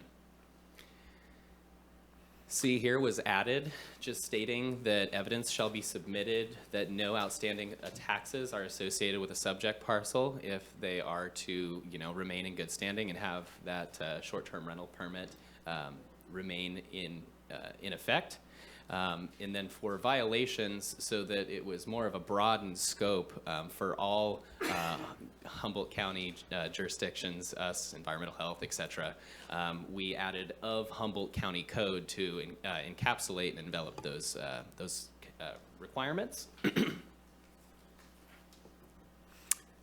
Can I actually stop you right there? I do just want to give folks the opportunity on the commission, if there was any question on any specific provision prior to the change, because in some cases we might have questions about why something wasn't changed when there was some discussion about it. So like on the first page and a half, basically, of this ordinance, did you have your hand up, Commissioner Mulder?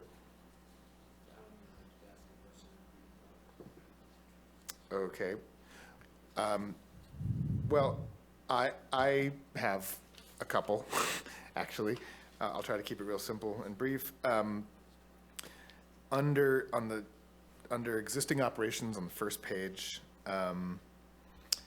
the language still reads, shall be determined based on evidence of operation prior to October 26th. I think, I just forget if we discussed this, but did we sort of decide that we want to just leave that evidence of operation undefined and then leave it to staff to determine, because people may have different forms of evidence, they may or may not have paid the taxes, but we did discuss evidence of TOT as one thing, but that's not here. So I just wanted to ask if that was a considered decision. My understanding is that it was a considered decision, and because the regulations are not in effect for requiring a transient occupancy tax, that is not a fair requirement for proposing evidence as an existing operation. There are other avenues like listings on Airbnb, Verbo, and photo documentation, et cetera, which can be utilized to verify this information. Okay. Thank you. And then one other one that was just above, on the second page, just above the first highlighted line that you read, under permit term for short-term rentals, section A, permit holders shall submit a statement of continued operation. I thought that we were discussing that we wanted to specify at least, evidence of at least 1 day's rental in the previous permit term or something like that. Maybe I misunderstood, and I'm not saying that that's super important, but we had at least a discussion about making, showing that you've had at least some activity with this rental in order to renew it. Yeah, so the way that this is written is intended for somebody to essentially submit a statement saying that they wish to continue operating their short-term rental. What you're stating currently is that they provide proof that they've actually rented out this rental. And I believe that that would have to be something that is deliberated among this commission. But I'll defer to Director Ford if he feels that there's anything else that can be achieved here.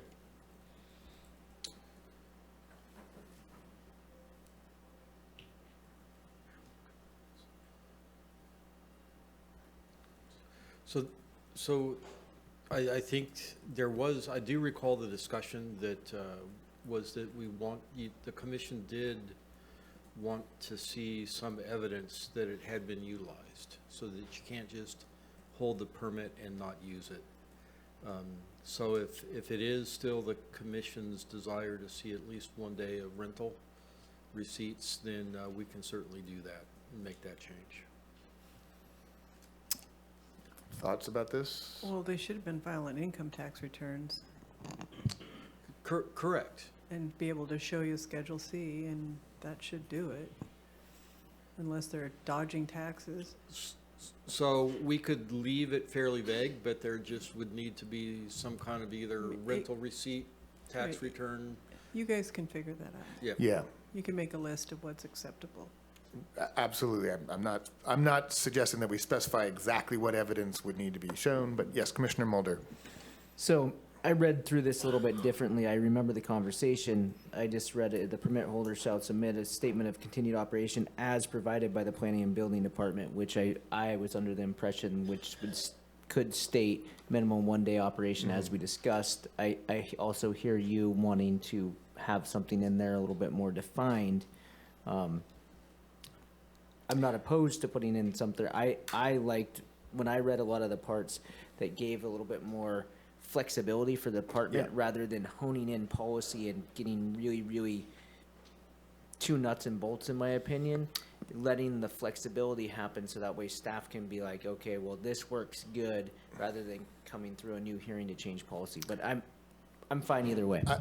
I totally agree with you about that last point, and maybe your reading of it could capture that. I basically just thought that without specifying exactly how it should be done, that it seemed that there was pretty much consensus that we didn't want people to be able to keep a permit and renew it indefinitely if they're not even doing any rentals. So could it read something like the statement provided by Planning and Building Department, which at minimum provides evidence of one night stay per year?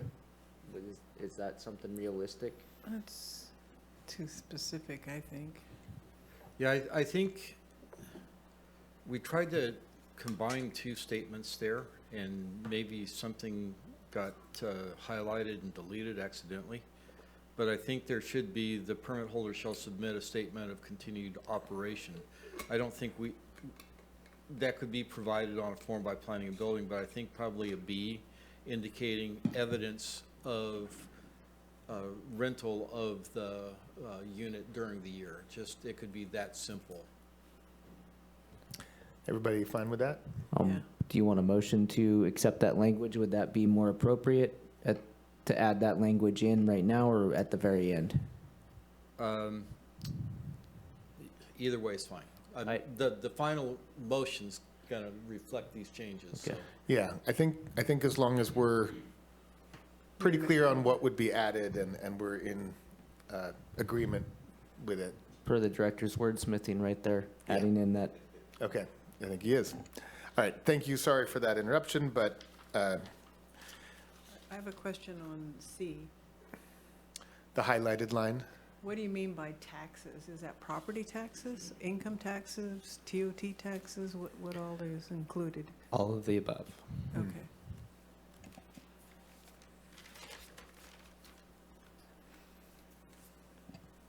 All right, and if there is no additional questioning for this highlighted portion, I'm going to go ahead and move forward.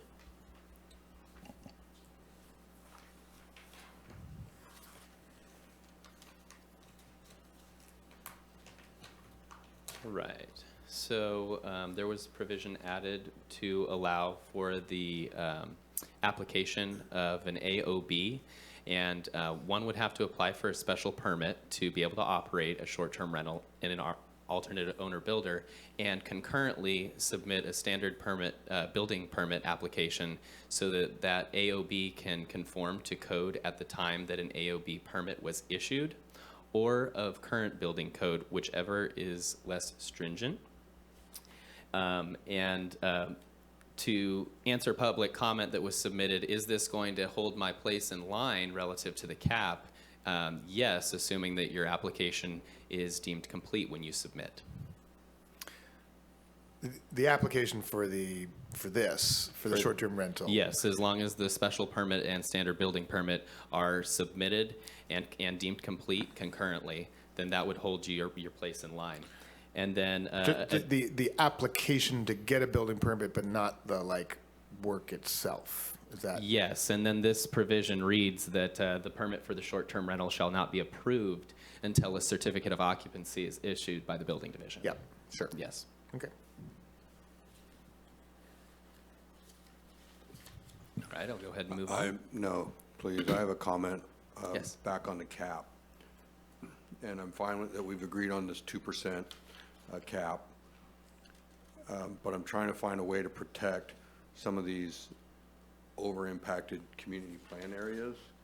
And I'm wondering if people would consider leaving it as not more than 2% of the total housing stock within the greater Humboldt Bay area, which is comprised of these following community plan areas, but maybe something like, and not more than 3.5% of the housing stock in any community plan area, or some such number, because I'm concerned there's still a little bit of room between the number of short-term rentals that we have and the 2%. And if all of that balance just happened to show up in Trinidad West Haven, which is already an over-impacted area, it would seem to be unfair to that part of the community. So I'm trying to find a way to set another limit so that those community plan areas never get over a certain amount, or just held at their current limit, current amount. Makes sense. Yeah, I mean, as I recall, and perhaps you can pull it up, when we looked at the percentage of housing units in those plan areas, West Haven, Trinidad was already well above 3.5%, I believe. I understand. So it would basically be saying no more up there if we set some. I don't have those numbers in front of me either. I remember 2 or 3 of the areas were over 3.5 or 4%, and it would be basically saying we're not going to allow any more units in those areas. Yes, Commissioner West. I share the same concern, and I believe we talked about this when we talked about at 2%. Can you talk a little bit about why you think 3.5% would be the trick? I don't know what the right number is without actually seeing that table of data, and I don't know how hard that would be for staff to put up in front of us again. Off of the top of my head, I was thinking that most of these areas are under 3.5%, but a couple of them were over, maybe significantly over, but over. And so that's, I'm picking a number. If I had a better way of saying it, I would say, set a cap on these community plan areas that protect the over-impacted areas. Okay. As I recall, or Trinidad, West Haven, maybe McKinleyville. I can't remember. Where the other. I don't think McKinleyville, okay. but yeah. Do you have your hand up, Commissioner Mulder? I think if memory serves, I want to say it was closer to 5-6% in that West Haven area. Right, it's way up there. I could be wrong. I don't have a strong opinion one way or the other. I do hear what people are saying, and I do. I think there should be some flexibility, but I also hear that it would be unfair to an area if we use these numbers and then one of them grew up to like 10% or something like that. So. Right. Well, and on the flip side, I don't think it's fair to the other areas that may want some short-term rentals and can't get them because they're all in one area. So it balances for everyone, because I'm looking at more as a supplement to your income. You know, we had people testify that, you know, they literally live on this as opposed to a business that, you know, I've got 5 of these things and I'm making $50,000 to $70,000 a year on each one of them. You know, that's different than I'm supplementing my income so I can pay my expenses to live. So I would like to see it more distributed to give more opportunities. So if I can't stay in West Haven or Trinidad because we've hit the cap and they're all full, I can stay in McKinleyville or I can stay in Arcata or wherever. There's another one. So I would be comfortable letting staff figure out what that cap amount would be to protect those areas. I see Commissioner West with her hand up. I want to just give you the opportunity. I think I'm generally in support of where we're going with this. For me, I'd like to, but I think a little bit of it does depend on that percentage that we land on. So I would lean towards the commission picking a cap relative. I also think that I would like to see us set it up so to look into the future and not just address specific areas that already have this struggle, but to just perhaps set it at a cap for all of the areas within the 2%. So to be able to accommodate should a different area for some reason in the future become wildly popular, there's also this subcap that applies to it and protects it. I think that's what Commissioner Scavdell was suggesting. I thought so. I wasn't sure, so I just wanted That to it would be clarify. set that whatever the number is, somewhat above 2%, if any planning area reaches that or exceeds that, no more permits can be approved there. Can we get that, that table? I'm madly looking You're for it right now. looking for it, yeah, okay.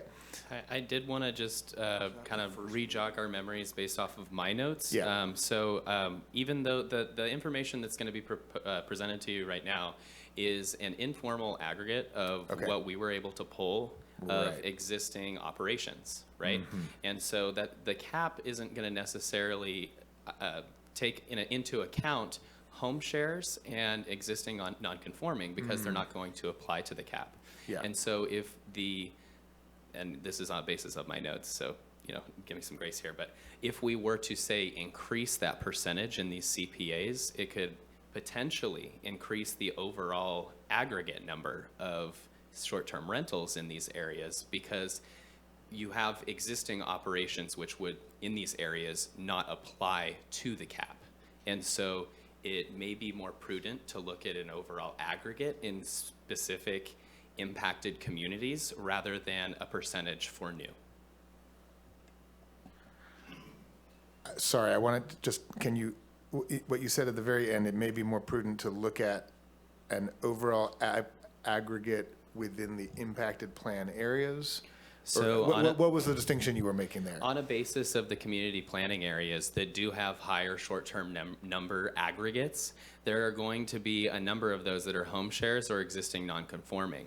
Those do not apply to the cap, and so there's still going to be a base number that people are going to be able to come into and to apply for on that basis. And so it could be a potential opportunity that if you were to look in these areas and put an aggregate on a basis of how many are operating and on a basis of what the overall community is divided into, whether it be permanent residency or short-term rentals, that an overall aggregate may actually address what you guys are trying to meet rather than an adjustment of the percentage for new applications.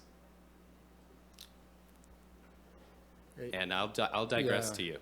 No, thanks. I think if I understand what the commission is trying to do, and if I could get the screen up, I think I found that document.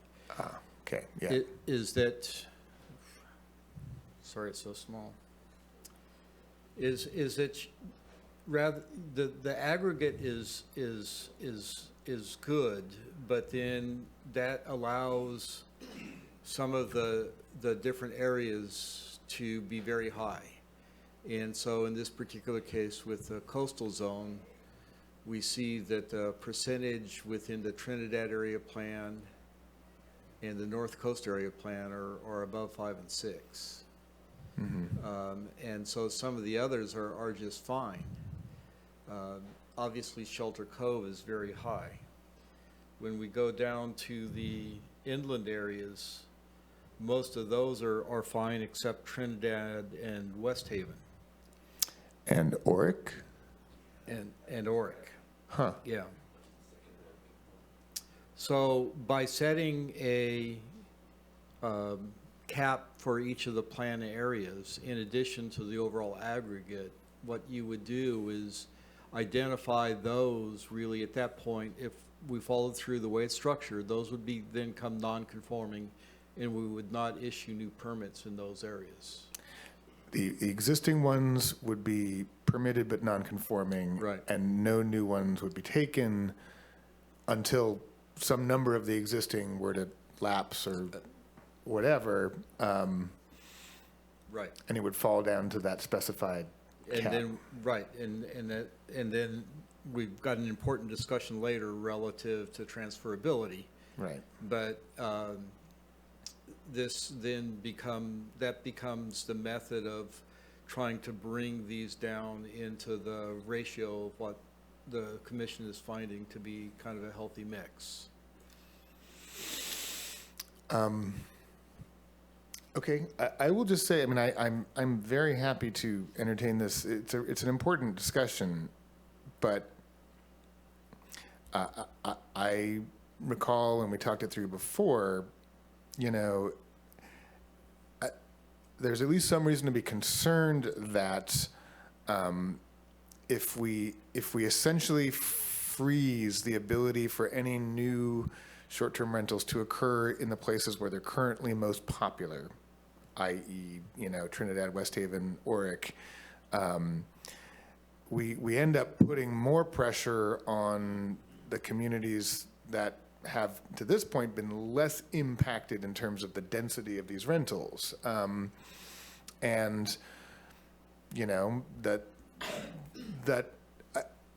it's true that having a 6 or 8% is impactful in Oric or West Haven. I think the overall purpose of the cap is to ensure that housing was available generally in the places where people most need it, in the Humboldt Bay area. And I guess I see those as being less critical regions for most people in the Humboldt Bay area to live, to find housing. And I would worry that, in other words, by freezing any new permits up there, we end up driving more homes in, say, McKinleyville to become STRs, where it actually would impact local housing opportunities more. That's my concern. Yes, Commissioner West. We have heard from quite a few, several commenters who are looking for housing in these impacted areas and have voiced that they are feeling the impact when they look for finding housing in these areas. Sure. For me, I think the market, these areas are desirable for a reason. I don't necessarily see that putting a percentage cap on some areas will transfer that pressure to other areas automatically. So I did and still do support an area by area cap basis if this is where the commission wants to go.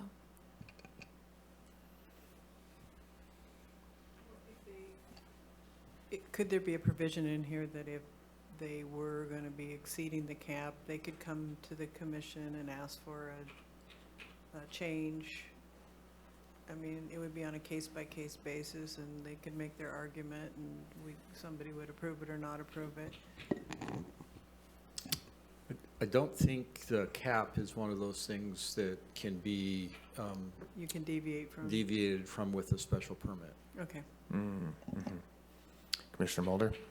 Through the chair to staff, I'm just trying to recall the 2% and when we went overall, I'm going from memory, I don't have the other notes that I thought I had, was part of it was due to the challenges it may put on staff to try to look at a per each area percentage, and I could be having a bad memory as well. No, the 2% was an attempt to create an appropriate mix of short-term rentals within the housing stock. And so there's two things that we're trying to accomplish with this ordinance. Number one is to protect neighborhood integrity. So part of this is how many short-term rentals within an area become too many? At what point does it start to change the integrity of the neighborhood? And then two, and this is the fundamental point of the cap, is to set aside most of the housing units for use as housing units. And so those are the simple objectives. So I apologize, I might have not worded my question appropriately. If we are looking at applying a cap to each sub-community plan area, that was the part from memory, it might have been challenging on staff. No, we're fine with that. Our GIS system. Okay, so if we said it was only 2% in each of these areas? We can deal with that. Okay. Again, I was proposing to keep it simpler than that, is 2% overall aggregate. And after looking at the numbers, I'd say 5% max in any one area, with the exception of Shelter Cove. Right. And my recollection from the public comment is we did hear a lot from people, particularly in the West Haven area, but I think also maybe some in the Oric area, that were talking about the impacts on their neighborhood from too many short-term rentals in those areas and the lack of affordable housing in those areas. So it would respond to those concerns, I think. Yeah, go ahead. I would be in support of that 2 and 5, like 2% overall with not having over a 5% in any individual. I think I could too. I think it makes sense, and you're right. I mean, there was, yes, even though it may not be as impactful in the sort of overall housing needs of the community at large, those communities, there's lots of people who have reasons to want to live there, find housing there. So 5%, with the exception of Shelter Cove, because it is zoned differently, that proposal makes sense to me. Other thoughts? I mean, Commissioner West, I'll just ask you directly, because you were advocating for this earlier, for imposing some upper limit on individual plan areas. Would you support 5% per plan area? 5% is better than no percent, so yes. Okay, I mean, if we're in more or less agreement about this, I don't know that we need to actually have a formal vote. I think we're giving clear direction here. Yeah.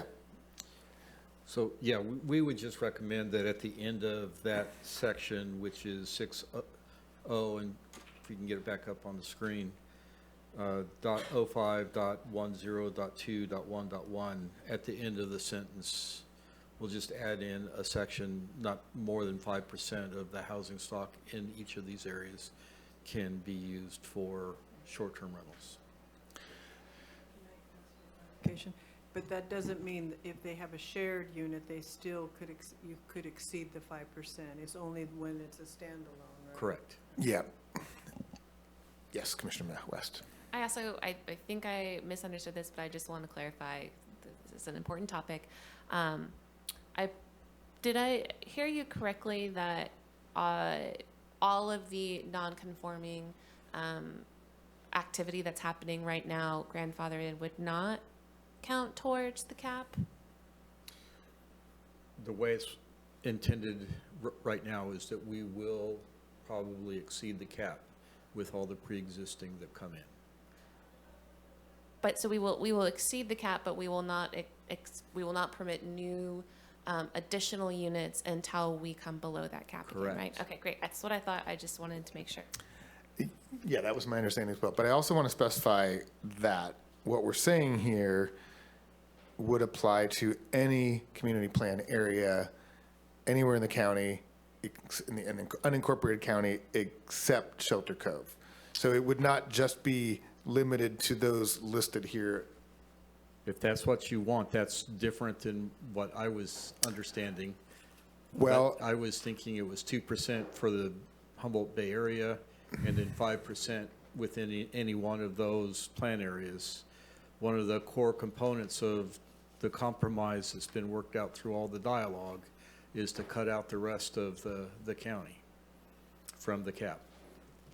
So, okay. right. I was just going to say there's a vacation combining zone in Shelter Cove, and so the South Coast area plan's not. Shelter Cove here. It would not we were clear they would not apply. But Okay, good. since we're just talking about Oric has quite a high percentage. It's not listed here because it's not considered part of the greater Humboldt Bay area. Right. Commissioner Mulder. So I would, the reason I'm in support of this percentage cap is because we've seen evidence that we need to, it's more important to protect the housing stock in the greater Humboldt Bay area, and that was the reason for getting this percentage.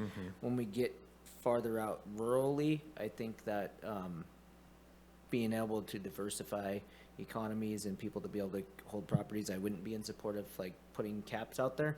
So I just want to be clear that my support of this percentage is due to the intent to protect housing stock in that greater Humboldt Bay area. Commissioner West. This is a question for Commissioner Mulder and perhaps the rest of the commission. Thinking specifically, we did hear comment from Oric. I would be in support of adding Oric to the 2% cap area, but I'd be interested to hear what the rest of the commission feels about that. I support those sentiments as well. I can recall, take it a decade or so ago, Oric was that place where affordable housing and where people were kind of fleeing to find affordable housing. I bet you that's not the case now. And it is, of course, right, the closest town to Redwood National Park, and that makes it a big draw. So, yes, Commissioner Mulder. So then the next thing I would hear is let's go after Weot because it's close to the national park and it's about the same distance from the greater Humboldt Bay area. So for the same reason, I'd be not in support of Oric because I feel that I didn't get a strong enough comments one way or the other to really show me evidence to lean one way or the other. And that's my basis for that. And Commissioner Scavdell. The numbers in Oric are really small. So one or two short-term rentals really skews the percentage in Oric. So I'm okay with perhaps not including it here.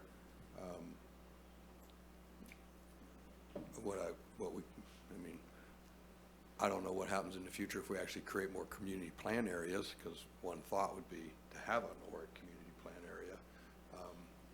Well, there But is. we don't. Oh. Or is it just not considered part of the Humboldt Bay? It's something that's on our work program. Sorry, I'm looking. Cade's telling me there is actually not a formal Oric community plan area. Oh, I misunderstood. I thought I saw it listed as such and just excluded from, because it's further from the, populated center. But okay. Well, does that settle this? I mean, I initially misunderstood what was being proposed, but sounds like several of us are more comfortable. They're comfortable with Commissioner Scavdell's suggestion of capping the individual percentage of any community plan area at 5%, but only for those listed here in the ordinance as being part of the greater Humboldt Bay short-term area. So, all right. I mean, I think we've got consensus, and I want to move us along. I think this was really important, but we've got quite a bit more to get through. So,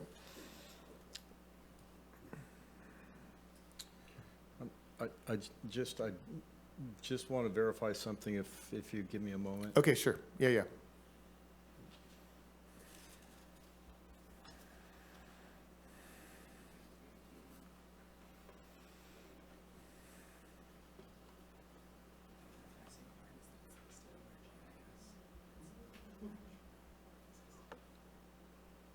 Okay. So we do have an Oric community plan area identified on our GIS. I see. I'm led to understand that it's not actually ever been adopted. The So plan. The but- plan has not. Yeah. So I would offer to the Planning Commission that you could identify Oric based upon the Oric Community Plan area that's identified on the GIS, if that's your desire. And it has a clear outline, so it's clearly defined. But it is very, very small. Mm-hmm. And if you want to see it, I can put it up on the screen.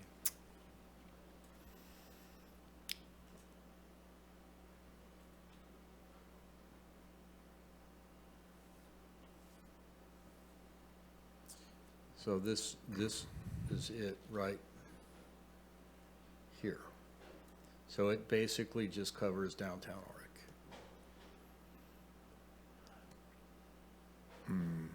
Okay, well, what do folks think?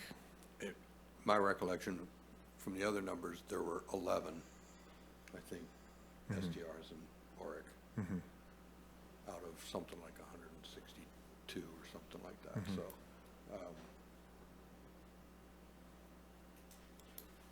I don't know. Commissioner Mulder. Travel of time, so it goes back to where the base is next, it'll be Wiat. And so if we're basing on greater Humboldt Bay area for the basis of the percentage, I don't support the Oric one, but if we want to have a greater discussion and go like countywide, then we can jump back down that rabbit hole. I like sticking to the community plan areas that we have identified. If we develop other community plan areas in the future and they want to be part of this ordinance as a part of that process, that would seem like the time to amend the ordinance to include them or bring them in. But Yeah. before we have a formal community plan area, it doesn't seem appropriate to include those. And let's let the communities decide. Yes, Commissioner Mulder. Oh, Commissioner West. I think the commission is fairly divided on this one, and this is not one that I personally have very strong opinions about. So I am okay with moving on if the rest of the commission is interested in that. I think, yes, go ahead, Commissioner Mulder. The other reason I would be really hesitant to add, I don't own property in the Oric area, but it hasn't been noticed on here is the Oric Community Plan area, and then all of a sudden people in that area probably are like, oh, I'm good, we aren't included in that, so all of a sudden on a whim, adding that in, I think that would be a big change, and not allowing that would be something we almost want to take, if we thought about doing that, we'd almost want to reopen public comment, because that's a whole nother mapped area. That's just kind of the way I'd look at it. Sure. I mean, yeah, I think there's something cleaner about sticking with the listed plan areas that are already here and have been here for several iterations of the draft. As somebody who drove through Oric every day for probably over 10 years, they could use all the help they could get. Right. And if it's short-term rentals or whatever, That- one of the things that impressed me was that short-term rental people typically take care of their property and, because they want it to be attractive, and Oric could use that. Yeah. Yeah, yes, it has been a lot of low income, but it's, extremely bad low income housing there. You have people from out of the state that buy places and they jack the rent up really high on people because they can't get a place anyplace else. And they, pay by the week or day or whatever, Fortunately, they tore down one of those properties. But if short-term rentals in Redwood National Park is what brings Oric back, then I wouldn't want to put a limit on it either. I'm persuaded by that. So let's consider this settled and, and move on.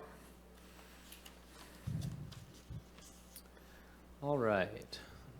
So just below this, there was an addition that in areas where the cap applies, applications for new short-term rentals can be submitted 90 days from the effective date of this ordinance. That was added for consistency throughout. Any comments? Okay. Moving on to transferability. As the ordinance is currently written, short-term rental permits are non-transferable. We've heard a number of comments, mainly people wondering, well, how am I going to be able to pass this on to my children, right? And so we tried to add information which would allow for folks to be able to pass down short-term rentals to their children. After researching probate code and some information that Commissioner Mitchell sent from the assessor's office, we've included additional language, the probate code really does not discriminate to children because a lot of people don't have a biological next of kin, which is why next of kin is included in here. And so really, I think that this decision for the commission to deliberate on is going to be whether or not short-term rental permits are transferable as listed in the alternative, whether they're not transferable, and then a discussion of kind of the land use implications that are associated with this and the risk that it could put on the county. So if you have questions about what that risk may look like, I'm happy to answer them. But really, we get into kind of a sticky situation when we try to limit what can and cannot be transferred legally, and which is why we've included this language, which is directly from probate code and is similarly shared with the assessor's office. So I'm open for questions. Yes, Commissioner West. When you're talking about it getting a little bit sticky, is it sticky to define what is transferable and not transferable, or is it sticky to not make it transferable at all? Yeah, just to jump into that, to not make it transferable is not sticky. To discriminate on who you can transfer to is sticky. So basically, it's a choice between not allowing transfers or allowing transfers that go well beyond children. Thank you. To the chair. Yes, Commissioner Landry. Am I hearing that this is still sticky, the alternative, but it's as close to working? That was my question, too. Yeah, I don't think this is sticky.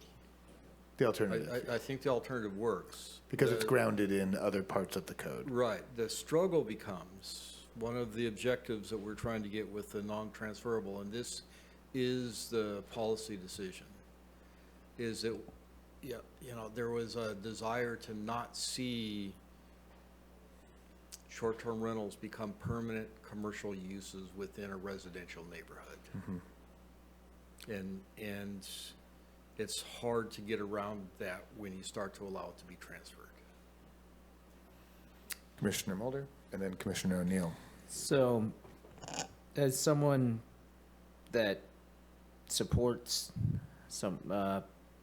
a family being able to build one of these and operate them, and let's say maybe they only get to do it 2 years, and then they leave behind 10-year-old kids, it would be good for that ability, for someone to take that over and be able to make sure that operates appropriately to the code, so that way those children can be raised. And that's I'm very, very big on being able to pass things down to your children, and I'm fully in support of alternative one and the ability to transfer, and I'm strongly passionate about it.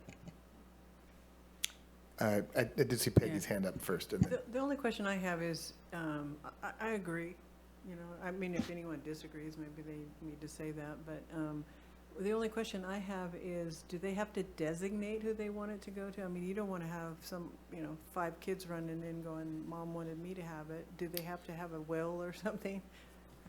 That's not going to be our choice. So basically, if it can be transferred, we're not going to get in the middle of that. How would you decide? What's that? How would you decide who would get the permit? It would just have to be something that would really they would just need to demonstrate that it has been transferred when they renew, and that it was an appropriate allowance. So they wouldn't, if someone died and hadn't designated who would get it, would it still transfer? Yes. Under this situation, yes. But how Whoever would you received decide? the property receives the permit Through a will or something? through a will, through probate, through a trust, whatever it is. But in the interim, because sometimes those probates take years. Understand, we're not going to split hairs. Are you gonna let it operate though? We're going to during let the it interim? operate and let the court process. What we often get into situations where there is some kind of litigation, civil litigation going on that affects our land use decision. And we kind of hold that in abeyance, don't take action on it until that's resolved. The only thing in this case of, with this cap, if I'm sitting there in line waiting for the cap, someone to drop off, and there's a probate that goes on for 5 years because it's contested or whatever, you would That's- just say, too bad, so sad, That's- you're gonna just. No, we're not gonna, that's right. All the people who are in line, under stay in alternative line. one, the people who are in line, too bad, so sad. Okay, all right. Yes, Commissioner West. I will make my soapbox brief because I think you've all heard it a few times. Just as Commissioner Mulder is passionate about one end of this, I think I stand very passionately on the other end of this. I feel for folks who would like to provide for their family and pass things down. I just don't think that this is an appropriate avenue to do it. I think as soon as you open up the door to make this passed down, it sounds a little bit messy also. But as soon as you open the door to make this passed down, you are commodifying it. You're conferring value to it, and you are conferring value on making a home a commercial use in perpetuity. And I don't agree with that. So I still do not support alternative one. Okay, Commissioner Scavdell? I've flip-flopped all over on this one, I'll have to admit. And, I heard some passionate speakers, about wanting to be able to pass it along. But this alternative one, as it's now written, means that if I have a short-term rental next door to my house, it could be there for generations and generations. Okay? It will just remain a short-term rental. And I'm not sure I'm in favor of that. If we went with the original language that is non-transferable, it does not mean that it won't be able to be a short-term rental by the children or anybody else. As long as we're under the cap, and as long as it's a short-term rental that's in good standing, they would come in and apply for a short-term rental permit. If we are at the cap, they'd get back in line until it comes up. But so it's not like it would necessarily continue to be a short-term rental. They would only lose that option should we be up against the cap, or they just not reapply for whatever reason. So for those reasons and the simplicity of it all, I think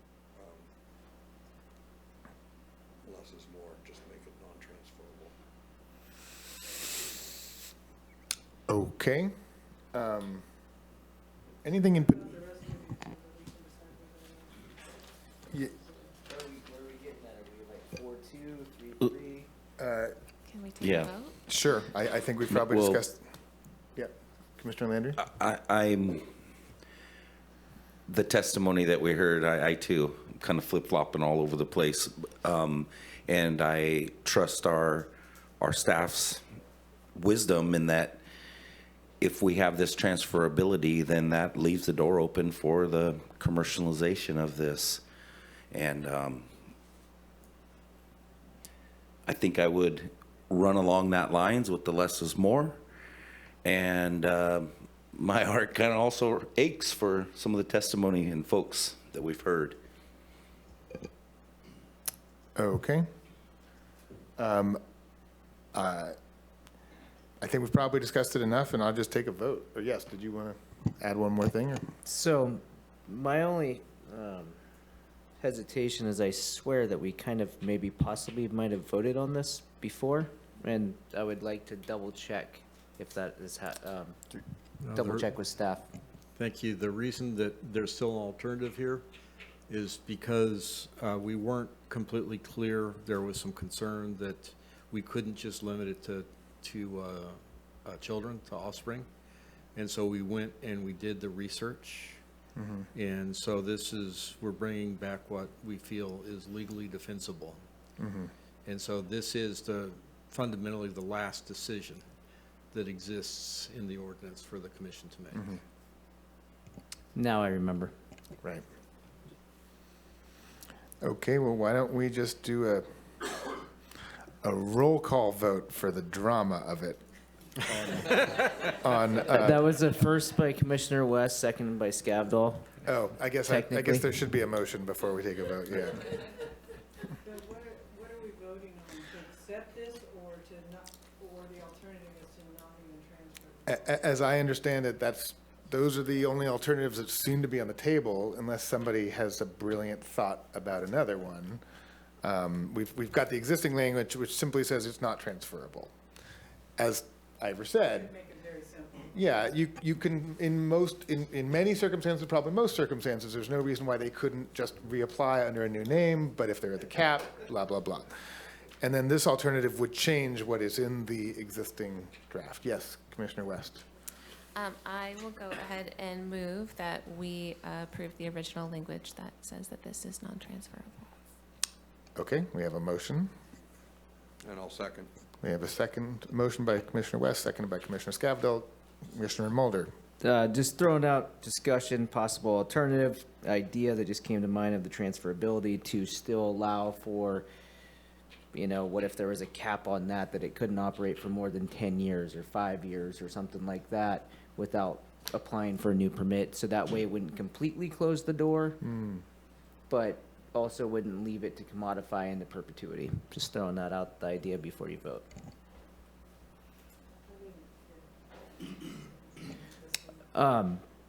If we voted against this non-transferable, and then maybe there is an alternative motion next about transferability, but making a cap that transferability couldn't operate for more than, I'm throwing out, 5 years, 10 years, something like that. And then they would have to, it couldn't be generations, as Commissioner Scavdall said. It could be essentially, you're proposing that they could be transferred to an entity on this list. On that list, but like a cap. But only for another, say, 10 years before they would have to reapply as a new permit. Correct. Yeah. Commissioner West. For the sake of discussion, I think we could have staff weigh in on it. I am not personally interested in amending my motion to accommodate that, but I don't want to quash the discussion before we get to that point. I think we can certainly do that, if that's the commission's desire. You do have a motion and a second on the table. We have a motion and a second on the table, and that is simply to reject alternative one and keep the existing non-transferable language. Any further discussion? I just think that it's really complicated what you're suggesting and staff having to monitor this, and it's either one or the other. And if we go with the alternative, it still is a lot of burden on the county to, get involved in probates and, and all of that, and who's the real, I just think it's simple if you just end it and they reapply. And then the person who reapplies has to have some legal standing to apply. And if they don't, then the county doesn't have to get involved in which kid really should be the one getting the permit. Because people like, when someone dies, people like to fight over everything. I've seen it, and then it destroys families where they might have otherwise got along. Now they don't. All right. I think we should have a roll call vote on the motion to reject alternative one. Please.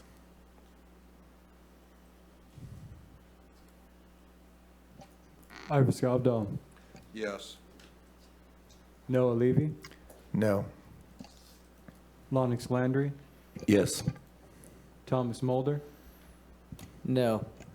Peggy O'Neill. Yes. And Sarah West. I'm sorry, are we rejecting alternative one, or that is what we're voting on? We're rejecting on alternative one, which would mean a yes vote Thank you. 'Cause would make it I non-transferable. think my motion was a little bit different. I just was like trying to do the mental math. Okay, a yes vote would support what I motioned on. Yeah, it was your motion. Thank you. I can't believe And that you was a fell yes. for that trick. Okay, well, it does appear that the motion to reject alternative 1 and stick with the original language passes 4-2. So.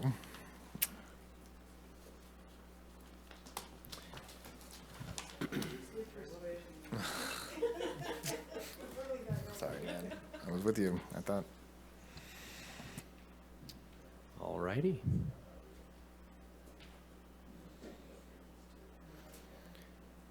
All right. Not the last hearing, but the hearing before last, there was a vote to limit an individual or business to not owning more than 3 parcels with short-term rental permits.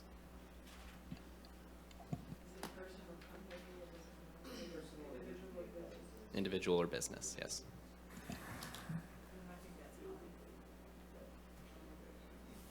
All right. Moving. Yeah. Moving down to Good Neighbor Guide. Oh, Commissioner West has her sorry. hand up. I can stomach 3. I think it's high. I would also be in support of 1, and I'll just throw that out there. Then I'll throw back out there that I think this needs to be eliminated entirely.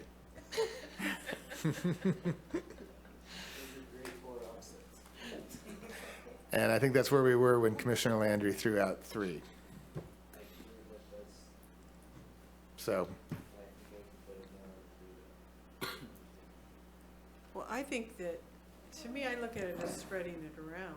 If you have one person that owns all of the ones in Trinidad and starts buying out everybody, and they're making, some of these people were making pretty good money. So I see the short-term rental as a way to subsidize your income, not be, in the business of owning, 100 of these things. Because then people will own them from outside the area. It won't be a local benefit. The money will leave the area. Whereas if it's a smaller number and the people live within the community, the money stays in the community. And I was just going to say it again, I just don't think the land planning process should be used to restrict commerce, and that's my belief. I don't either, but we're talking about a commerce in a residential community as opposed to in a business zone. I agree, and we can debate it, but it's like setting limits on how many rentals you can own. Where does it stop? Or how many houses you can own? So that's my view, but I'm fine with where we ended up. I mean, I'll just say I probably would have been happy with 2. 1 being a little short, but I thought 3 was an effective compromise when we had the discussion. So, Thomas, Commissioner Mulder. So I think I might have voted against this. I think I was more in support of 5, where we were originally at, but the votes aren't there to go above 3, I don't think. But I definitely don't support going below 3. Somebody could make a motion, but I don't think that it would be a good use of time at this point. Yeah. I mean, Just to add in Commissioner there, Mulder. if the other thing is the process as well, I think it would kind of be contradictory to agreeing to something and voting on something at a previous hearing, and without new Yeah. testimony, all of a sudden changing it. Right. It would kind I of, think that's, it would eat away at the, if there's a future ordinance that we kind of straw poll and vote along. Potentially. that's valid. I mean, Can I ask a point of clarification? If someone already had 5, they would grandfather in, right? Correct. Okay, so we're not hurting any existing people. It would be only in the future. yeah, good clarification.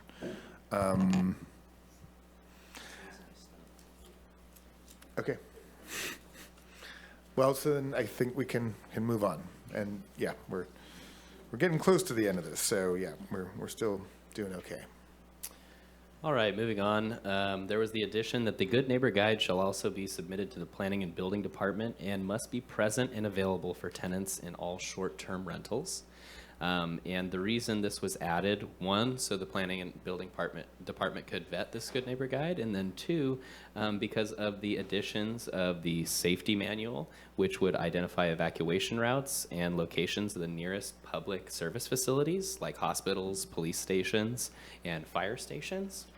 And also because of the addition of a traffic etiquette pamphlet, which would be prepared by the applicant. And this is the guide that you're going to create a sample. Yes, we will prepare an example and have it available on our website. So you'll put like tsunami evacuation and issues like that? Because if you're visiting the area, you may not know some of that. Okay. Yeah. Correct. I don't know that there's any reason it needs to be stated in the ordinance, but as long as it's understood that the department will create and publish a template or guide to what these need to look like. Yeah, if you want to just be affirmative about that as part of your recommendation to the board, include within it that you are forwarding this ordinance for their consideration, for their approval, and that you would like to have the board be able to see what that looks like. So that we have ample time to prepare it, I would just ask that the language also state that we have the time to prepare it before the Board of Supervisors hearing, and then that we'll have it available at that hearing. Just that way we have time to prepare it. Sure. Thank you. Everybody in favor of that? I'm in support. Yeah, that seems pretty uncontroversial. So yes, that'd be great. Thank you. Thank you.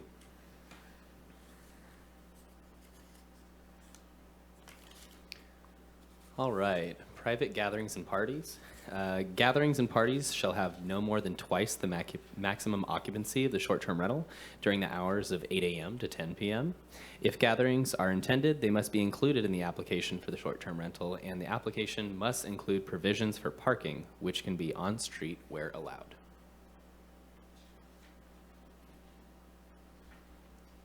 I'm confused. Maybe I'm just late, but if you say you can have no more, but then you say, but if they are intended, they may be included in the application. So does that mean we can have more than twice?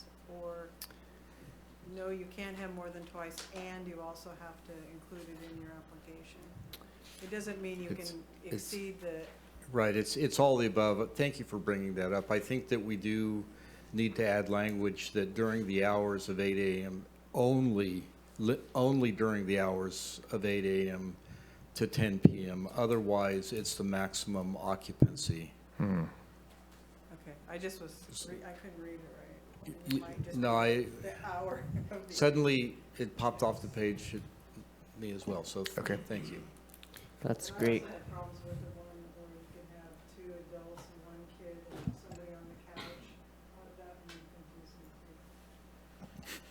confusing? So just to clarify, the request would be to include only between the words rental and during the hours of 8 a.m. to 10 p.m. Correct? Yes, only during the hours. Yes. Thank you. I think that would clarify it. I just wanted it on the record. And after 10 p.m., it's a free-for-all. No, just kidding. There we go. Sweet. Birthday party at 10:01 p.m. Wake your kid up. Okay, good catch. We're all good with that change, I think. So that brings us to the end of your highlighted changes. That is correct. I do want to ask the commission if there are other thoughts that you're having, misgivings about anything that hasn't been changed. I take Commissioner Mulder's point that if it was on a specific point that we already voted and rejected changing, I don't necessarily want to reopen that. But if there's things that we've maybe discussed, possibly changing or whatever, and haven't had that level of clarity on it, I mean, now's the time. I mean, I feel like we've done great work here. You guys have done outstanding work. The public has been really, really helpful to this process. And we don't have that much time left, but we have a little bit more time if people want to bring anything else up. And is there anything else that you wanted to bring up about this to us?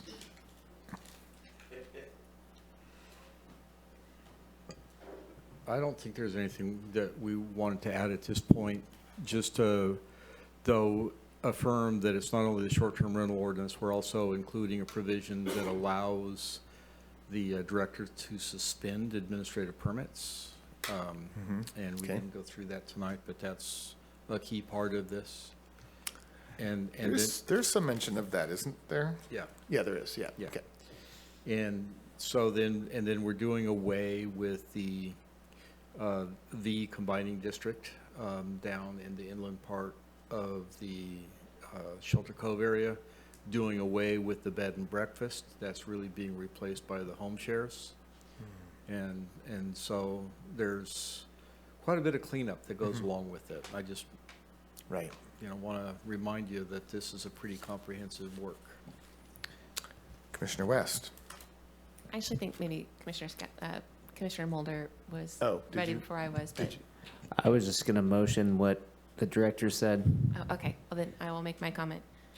I just wanted to thank staff and the public for all the time. I know this has been a long process for everybody to key in on, and a tremendous amount of work for staff, and I think that you guys have done a fabulous job on this. There are pieces of this that as you have all heard several times now, I don't love, but I think we have come to an agreement as the commission, and I look forward to seeing what the supervisors do with it. I do have a question, comment. Actually, 2 points. One is really simple. I have said it before, but I don't think we actually had a vote on it. And I'm not necessarily suggesting we need to if nobody agrees, but the noise limitation going down to 60 decibels after 10 p.m. still seems pretty loud to me. And I wonder if knocking it down just a little bit more is, if others think that would be feasible and reasonable. Or if the staff wishes to comment on why that's not a good idea.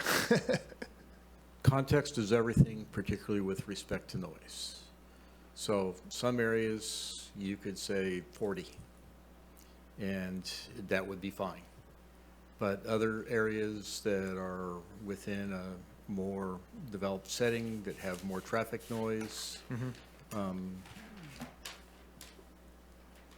lower numbers the ambient would be above that. Okay, I guess that's a good point. If the ambient is already at that level or above that, yeah, and we don't need to micromanage this. There's other means that if neighbors have real concerns about this, that they could be addressed. And frankly, if people are exceeding 60 during the evening hours, there's a problem there. Right. And that'll require a response. Okay. Fair enough. And one other point that I want to bring up, and forgive me if we did, we had some discussion of it, but I lose track of what, if we really came to consensus. A little bit higher up on the last page, per parcel limit, 1 short-term rental may be permitted per legal parcel. That is, of course, just to have the administrative permit. You have the option of getting a special permit to do more. But were we generally in consensus that we do not want to make, say, but if an owner is residing on the property, if an owner or caretaker lives on the property, 2 could be permitted under an administrative permit? I just don't recall if we really got that specific. I don't really remember how that conversation came out. So I can kind of jog your memory based on my notes here. So the difference in home share is that you have somebody living in the same overall unit that they're utilizing as a short-term rental. Right. And if you were to increase the units per parcel, it would have implications of impacting housing stock, which is why it's written this way, and which is why moving that through a discretionary avenue Yep. would seem appropriate. That makes sense to me. I also recall us getting caught up back into the cap discussion when we were trying to do that, and it just seemed cleaner to. Seemed cleaner to keep it this way. So Yep. have them do it under There was special also permit. some discussion, I think, that you had clarified about whether it was a treehouse or tent camping, that didn't fall under this because Right. it wasn't a residence. So someone could have, Okay. know, like a- Conceivably, if there's something Created an exemption. creative. Maybe walking a fine line, but. Okay. We'll see what the public comes up with to wiggle between the holes we've left. Commissioner Mulder, did you want to say something? I feel staff was a really, really thorough process. I'm really thankful I was able to attend more than one public meeting, and especially not just in one area. And I have to say, it didn't matter what side you're on, there was a lot of passion behind it. So I actually really, really appreciated the process here as a commission to agree to disagree and respect each other's differences like throughout this whole process. It was really productive, I feel. And with that, I would like to make a motion to adopt this ordinance as we've amended today with the language that the director mentioned that had giving the staff time to make that guide, and then also to allow staff to bring forward the ordinance for suspension, I think. And if there was any others that I'm missing, what was said on the record today. Thank you, Commissioner Mulder, for that motion. I'll second that. Seconded by Commissioner Landry. Any last discussion on that motion? Well, then let's go ahead and do a voice vote. All in favor, say aye. Aye. Aye. Any opposed? Any abstain? No, passes unanimously, and yeah, thanks for your comments, Commissioner Mulder. I agree with that. And I did not thank the chair for doing a good job as well. The chair and the director did a good job working together with staff to move this through without making anyone feel unheard.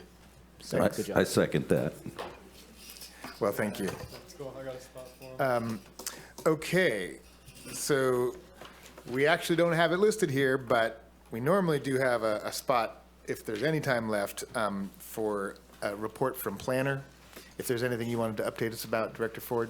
Yeah, today we received an appeal on the Valadeo subdivision that the commission approved at the last meeting. That is tentatively scheduled to go to the board on January 9th.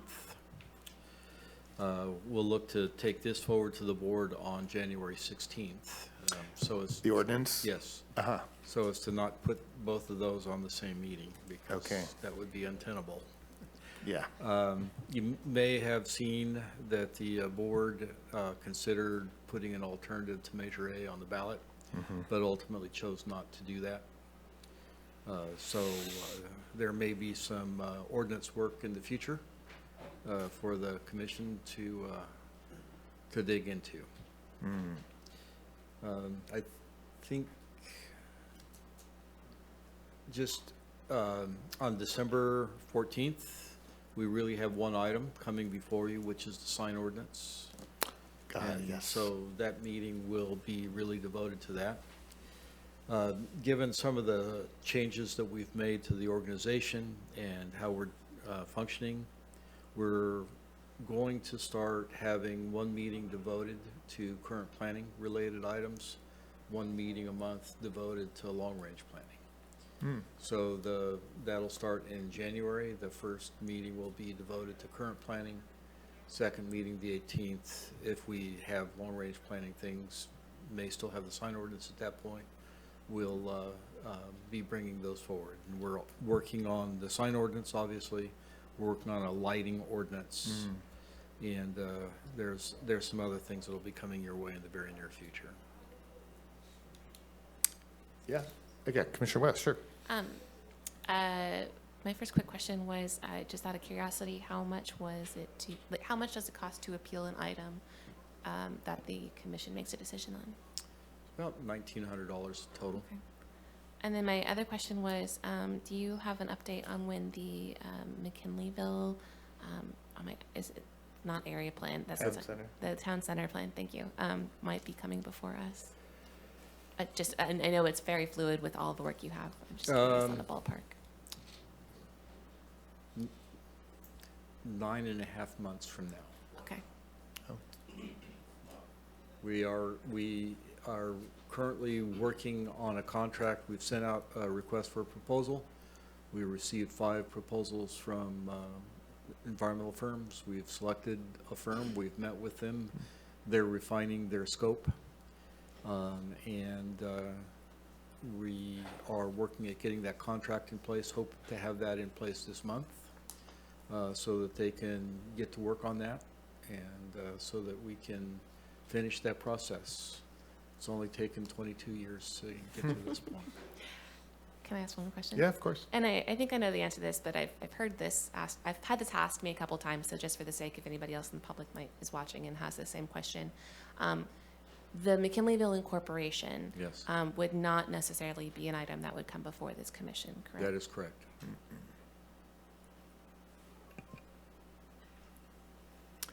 Great questions. Anyone else have a question or discussion item? That's the other thing that we normally do at the very end is commissioner discussion items. Yeah, just, I learned a little bit more about the AOB process during this short-term rental ordinance review.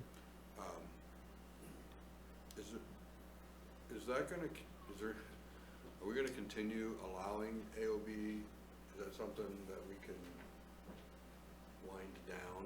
And then how, this ordinance actually helps encourage some people to come in and perhaps get through the building permit process on that. I Right. just wondered if there are other things that we could do to encourage them, maybe like offer some sort of amnesty period or something with building permit fees for AOB owners that are gonna come in and submit their structural review or something like that, just to try to